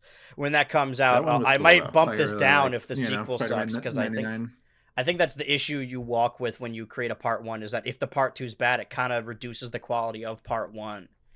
On my initial 23 ranking, I had the Barbie movie above Bottoms, but I think this time around I'm going to put Bottoms above the Barbie movie. And then I'll put Barbie and Talk to Me in here. Cool. Yeah, I'll keep it there. These are the only this is only for movies, by the way. I don't remember what shows I watched in 23. I'll have to circle back. I think my concept or my plan for the end of this is I want to, by the end of the year, have one giant ranking for the 20s, and then I'll just systematically update that. Yeah. But these are the only ones that are S tier. Oh, Godzilla -1. I'll put that in S. Yeah, I was going to say, what are you doing? Infinity Pool. In 23, I had Infinity Pool above Guardians 3, but I'm going to put Guardians 3 above Infinity Pool. Cool. I'll keep Wonka where it is, because I liked Wonka a lot. Okay. I don't want to do a disservice to my wife. This is one of her favorite movies. I'm putting The Holdovers above these three in A rank. And then, I think I'll put Killers of the Flower Moon above The Boy and the Heron. I'm going to put The Boy and the Heron in A rank. Funny I mentioned that, actually, because in between the last stream and this stream, I went to something called Ghibli Fest that they hold in AMC. And basically for 3 days every month from May until like November, they show a different Ghibli movie, and some Ghibli movies aren't present, so they cycle in different movies every year. So they make it seem like a festival, when in reality it happens 9 months every year, so it basically never stops happening. Yeah. And the only Ghibli movie prior to this week I've seen was The Boy and the Heron. So I'm excited to see all these Ghibli movies in theaters. So let's consult the Ghibli ranking real quick. Where I think I'm going to put The Boy and the Heron above Kiki's, and then I'll put that in A. So this is my current Studio Ghibli ranking. Have you guys seen any of the other Ghibli films? Yeah, I've seen a few. I've seen a few, like some of the Isao Takahata ones, which are the less fantastical ones. I really liked. Probably my favorite is Ponyo, just because. That's interesting. I heard people hate that. I just like how bright and vibrant and, like charming and everything that it is. Like, that just tends to be my, like, what I appreciate. It's why, my favorite Cartoon Network show is OKKO, and my favorite Disney movie is Lilo and Stitch, which is why I'm not I got good news. super happy. They're making a new one. I'm not super happy about that, but hey. Yeah. I can tell you guys that will not be on my ranking because I'm not seeing that fucking movie. Yeah. I think Poor Things is in B. And I think Asteroid City is also... the more I think about Asteroid City... No, I think it'll be the bottom of B. But I think I had Air too high, so I think I'll put it top of C. John Wick I had above all these movies, which is crazy, because I didn't even necessarily love that. I'll put it beneath Air and C. Beau is Afraid is an example. The best thing I could compare it to, if you guys have any knowledge of this, is that it's like if Freddy Got Fingered was an alter horror movie. This is the perfect example of what I was talking about, where it's mostly bad, but it has higher highs that I've never seen. Like the average okay movie, I haven't seen do the things this movie does. And maybe that's pretentious, but I liked this movie. My roommates fucking hated it when we left the movie theater, and the people I've shown it to fucking hated it. But this is not a good movie, but I love this movie. Not ironically, not because it's bad. I love this movie. Yeah, how do you feel about the other Ari Aster movies? I personally like Midsommar more than Hereditary, but I think it's just because I saw Midsommar first. Yeah, Midsommar's... I love Midsommar. I worked at a movie theater, and the way I got introduced to Midsommar is I would need to clean the theaters. So I walked in as the movie was ending, and I saw the bear suit on fire, and I'm like, I gotta see this movie. You're like, what the fuck? Yeah. I'd always catch the endings of movies. I remember walking in to clean Teen Titans Go to the Movies, and then it played the little Teen Titans post-credit scene, and the theater was empty. It was just me cleaning it, and I was like, oh my God. Yeah. I think I like this better than Asteroid City. This is just like a selfish one. I liked Megan for what it was, but I don't know why. I had Megan higher. This can't be right. I don't think my ranking's correct. You're going in D. Why did I have it higher than Oppenheimer and Iron Claw? What the fuck was I thinking? Dungeons and Dragons Honor Among Thieves. I think I'll put that beneath John Wick. I think that was a fun enough movie. I think Creed 3 I'll put above Asteroid City. I really love Michael B. Jordan directed it. I like the first Creed movie. I mean, I love Ryan Coogler. It's why Sinners is so high here. Oops, that's my Ghibli ranking. And if we're going to talk about guilty pleasures, it's either, I think the two examples of guilty pleasures are, one, something you know is bad, but still really like it. Or two, something you think is good, but you're guilty about the like the moral aspect of liking it. And of all the things I've seen of him, I really like Jonathan Majors' performances. I even liked him as Kang in the end of Loki season 1. And I was excited to see where the Kang character goes. Evidently, he's going to fucking hell. So Yeah. I think I just had a vendetta against long movies. So I think I did see Oppenheimer in IMAX, but it's very much one of those, I love going to the theater. All these movies I saw in the theater. Same thing goes with all the movies on this list right now. And I think Oppenheimer is like you had to be there. Like, I would argue, although it's a good movie, that if you didn't see it in, like, I'm not trying to be like exclusionary, but if you didn't see it in IMAX in a movie theater, it's almost not worth watching. Yeah, the Avatar is very similar, where like that was the kind of thing where it's like, and the second one, where seeing it in theaters is kind of the preferred way to see it. I mean, if we look all the way back to my 2021 ranking, or maybe my 2020 ranking, I had Dune Part 1 very low because I watched it at a party on a TV sitting on the couch. And I'm like, dude, this sucks. I can't hear anything. Yeah. But Dune Part 2 is way higher last year because of seeing it in IMAX like that. I got my ears cleaned, and then the day that happened, I went to go see Dune 2 in IMAX, and I blew my eardrums out again. I think Oppenheimer. I think bottom of B. I think that's fair. Yeah. I think Iron Claw, I want to put higher this time around. So I think I'll put it at the bottom of A. And then even Priscilla, I think I liked more than Poor Things. I really like the performances in it. So put that top of B. The Color Purple, I don't even remember The Color Purple. I think I was in a very musical mood because I just saw Wonka. I'm going to put Holdovers above Wonka. This is my personal ranking. Whatever. Wonka above Killers of the Flower Moon. Who cares? I don't even remember this movie. I remember going to the theater wearing a trench coat because it was cold, and I really liked the jacket. I borrowed it from a friend. I actually got it because we dressed up to go see Barbie and Oppenheimer. So I just kept the trench coat. And then I went to The Color Purple, and as I was sitting there, some like big dude halfway through the movie came down and sat right next to me. And I was like, this is weird.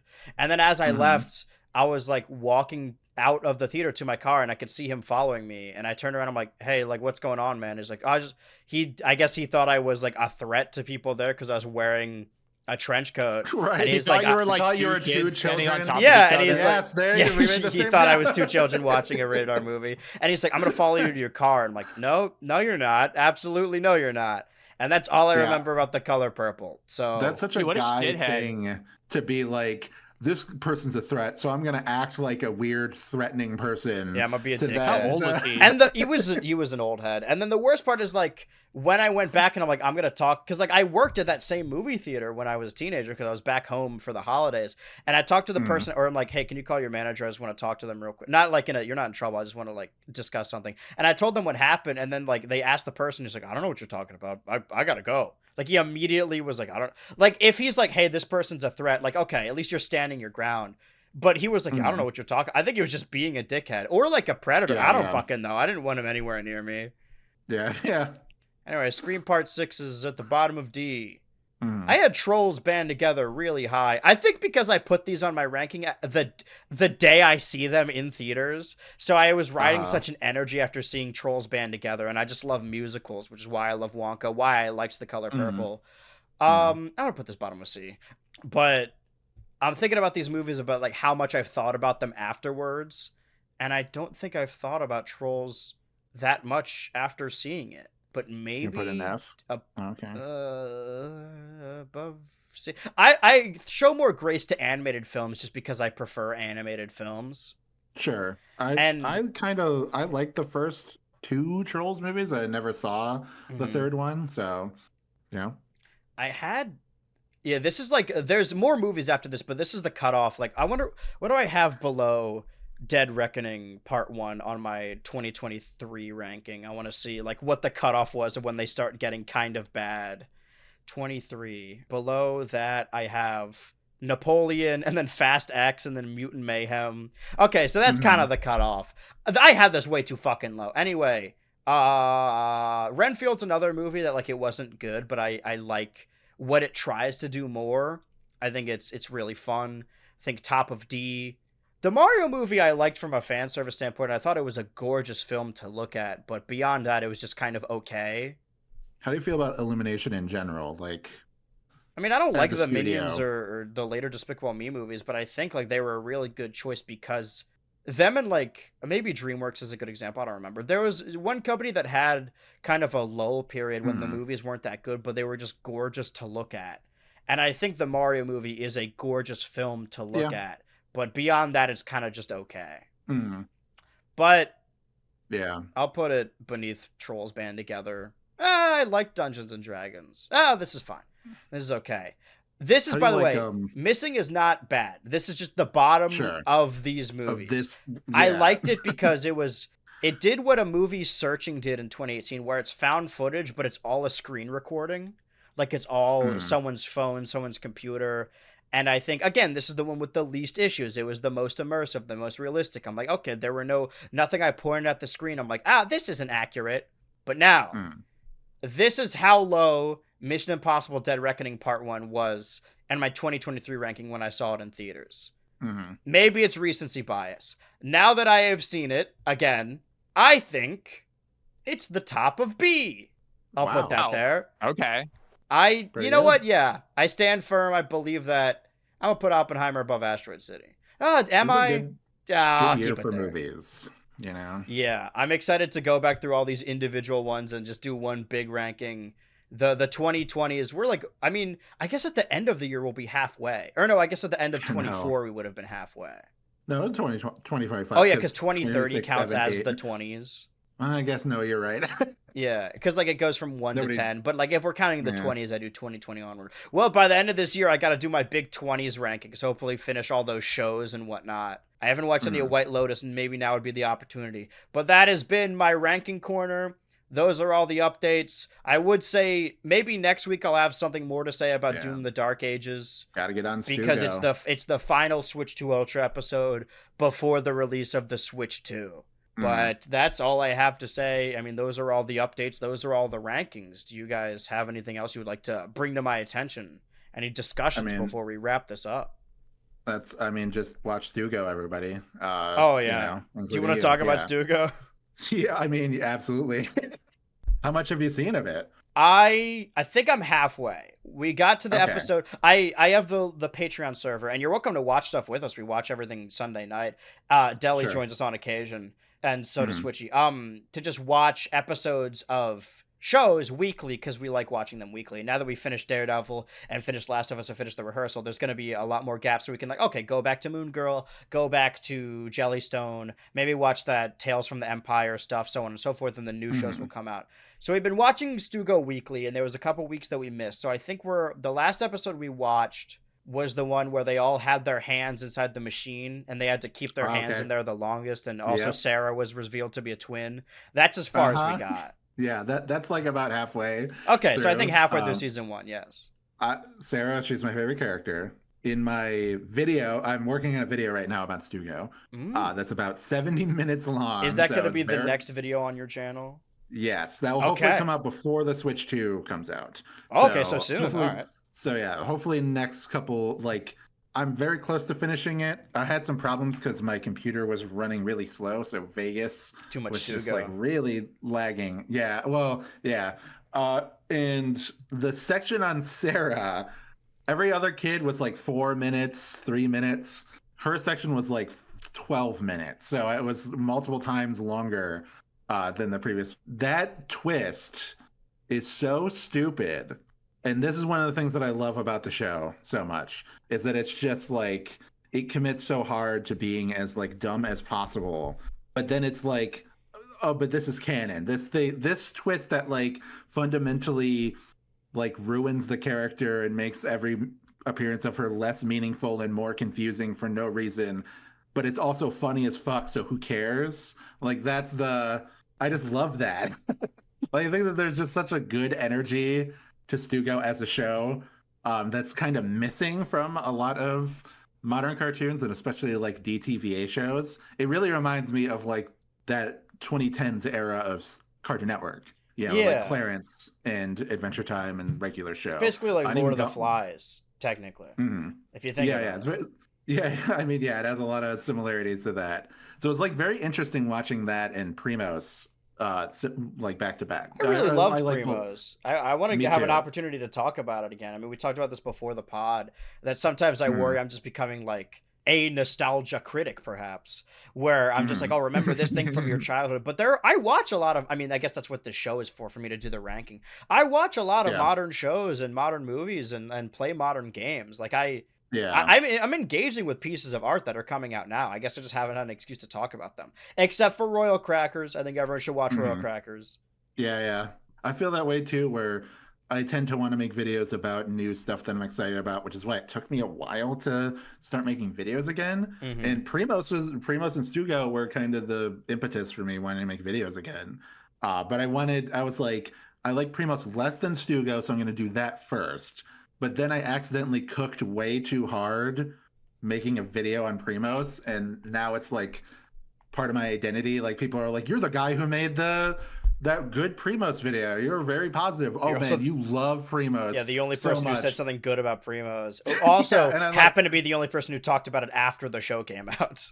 yeah, and I didn't want to talk about the controversy, not because I didn't have any opinion on it, but I just didn't The whole think different that can that of was worms. valuable to my analysis. Mhm. Like I just wanted to talk about the show. I didn't want to defend the show. I just wanted to talk about like how I felt about the show. Right. Which anybody who hasn't seen the video, which is probably a lot of people, I really enjoyed it. I loved the show. I have my issues with it, like anything else. Mhm. I think like overall, Big City Greens is a funnier show, and Stugo is way funnier than both of them. But Primos has a lot of heart in it, and it has a lot of like personal identity and intention and everything. It feels a lot less generic than some other cartoons that come out. Like I love Molly McGee, but the creators of that show, they weren't putting themselves like into the show necessarily. Like the Molly doesn't represent them, you know, You if kind you of got the understand what I feeling that they mean. thought they were going to get a lot more seasons. They're like, oh, we could just like, Yeah. we'll develop it over time. Yeah. Whereas like Tater is a lot like Natasha and a lot of the people who worked on the show. Like they put a lot of themselves into her. I love Tater. So she That's my fucking yeah, kid, me man. too. I know. It's crazy. I'm so glad to watch a show and to be like just unambiguously be like, oh, the main character is my favorite character. It's like the I choose Mario and Mario Kart, whatever, just like boring ass opinion, but they just cooked with her. They simply cooked super hard with her. Mhm. So I don't know. Like I think that that's what makes me really appreciate the show. And then seeing so much positive response from people that either were fans and felt like, oh, finally somebody's not just drama mongering with the show, or even were people that were skeptical or, you know, very negative towards the show, watched the video and were like, oh, you know, this really changed my perspective. I think I appreciate the show a lot more, or I'm going to give it a chance now that you spoke so positively about it. And in one of the cartoon servers I'm in, so many people were like just very thankful to me about like being so positive about it and talking about it and bringing it up in a sort of casual setting, sort of like breaking the ice and making it known that it's like you can just enjoy the show without having You to can like think watch a about all TV the show. Right. yeah about all It's the funny, man. baggage. You could just, you yeah. know. I don't, it's not an issue because I like all of those cartoons, but I do think when it comes to internet discussion at the very least, which I do think paints the community in a certain way, that like it wasn't over-reliance or rather an overabundance of lore and theories and like focusing on, oh, making a theory video or an update, like, oh, what happened in this episode? When I do Yeah. think some of my favorite cartoons are just like, oh, this is a funny episode. I like this. Yeah, I mean, like I said, OK KO, that's my favorite Cartoon Network show, Mhm. and that does have like season 3 especially, like they lean pretty hard into it having a story. Yeah. But for the most part, it's just like here's this insane thing that's happening this episode. I can't Like wait here's to this like possibly Mhm. have Toby on next time and only talk about Nintendo, like never even bring up the show at all.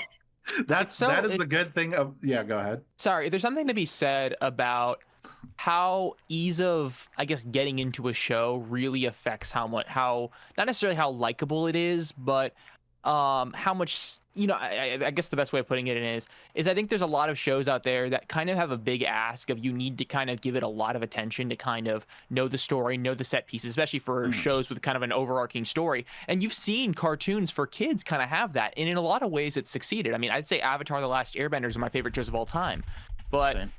it's been kind of refreshing. I've been getting into Adult Swim shows recently because of Andrew, probably, and other Thanks, people. man. But and I always expected like these shows to be a much bigger commitment to get into for some reason. I guess just because I always assume it's really hard to get into things. But especially just fun, silly shows that that are just consistently funny.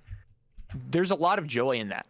Yeah. And I think a lot of the times people kind of, especially in the past 10 years, I don't know about necessarily, I don't know.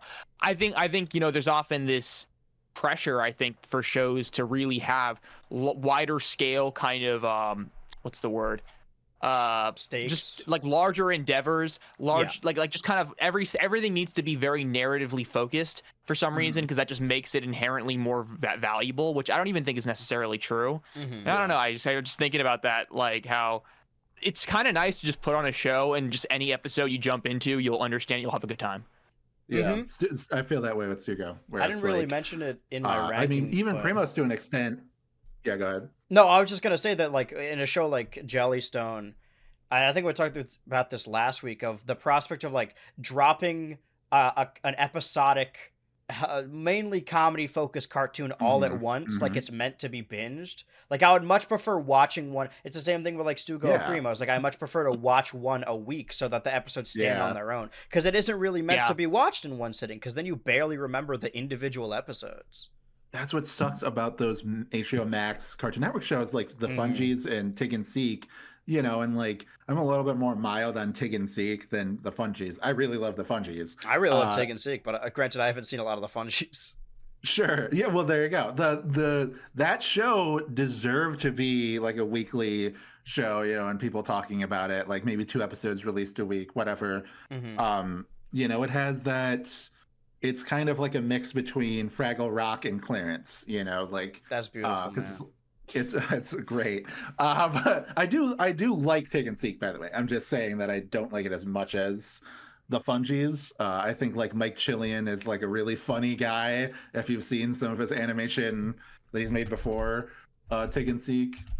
But I don't know, those shows are just kind of kneecapped by the format being put on all at once, these seasons, to the point where I think Tig and Seek, it got like taken off of HBO Max like a month or 2 after its final season aired, and then you just can't watch it. And a lot of people didn't even know it ended until it was removed. And then it was said like, yeah, the show just ended and they already removed it. So it's just interesting to see that. And then to also see something like Infinity Train, which felt like it was like, that was really geared towards the like binge model.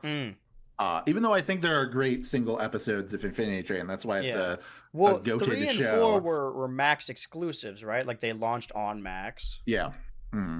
But they were being made with the intention of being on Max even before Max was officially revealed to be a thing, just because like those mergers and plans go for years and years, because they put like season 3 I think was 2020, and then season 2 or season 4 was 2021. They finished everything about the show in 2019. So that was when the first 2 seasons aired on Cartoon Network. And I know this because I have talked to Alex Horeb, who is one of the writers, and also like a personal friend of Toby. And like, he's just told me that it's like, oh, the people calling for season 5, he was just saying, sorry, it's not going to happen because we haven't worked on the show in like 2 years. Like there are episodes that are airing that we finished pre-pandemic. Like all of the episodes were done like in 2019. So, that's just an interesting thing. Yeah. But anyway, yeah, I agree with you that I don't prefer episodic or serialized to one another. I just want a variety. I just don't only want to focus on one.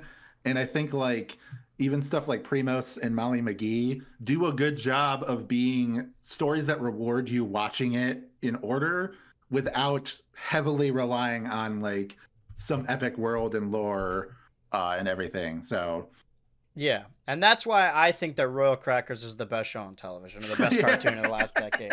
As not only is it funny, but it also has a lore that you can unravel as you watch, and I truly do think it's a beautiful thing, and I think everyone should watch it all of the I'm time, excited to quite check it out. honestly. But it sounds like it's enough time for us to wrap this up now. It sounds like, from our understanding, that you have a Stugo video going up Yep. potentially before the Switch 2 comes out. Switch is still working on the Pocketo Island video. I think my upcoming video, which I haven't said anything about yet, or have I shown off the teaser yet, that'll be before the next episode, is I'll do the little teaser of what the next video is going to be, has been pushed back to early June, but I obviously want it out before the Switch 2 releases. It's not pushed back for any timing reasons. It just, I think it would be better to be early June. Because having to push back the Barno one to early May made me realize that releasing videos at the beginning of the month as opposed to the end is way better in the long run, because at least then I get paid like a month earlier instead of 2 months later down the line. True. Yeah, so that's why I want to release the Monday that the Switch 2 comes out is when I'm going to release the Stugo video. So I don't want to get clogged up in the airwaves. Yeah, I'll probably finish it this week, like in the next couple days, because I only have a couple minutes left to edit. And I'm very slow at editing, by the way. That makes two of us. Yeah, but it's also like when I get into the ADHD like matrix mode, I blaze through. Like the Primos video, I finished in like 3 days, and that was nice. Like from finished the script, recorded it, edited it, you know. But I also had those 3 days off from work, so I was just only working on that video. You know, it's a hobby for me. I don't really make any money off these. The Primos video was the first time I had a video that was a hit to some extent that got me to be monetized. So that was the first time since 2019 that I've been starting making videos. I'm going to say something that I think very few YouTubers say. I think I maybe get too much praise.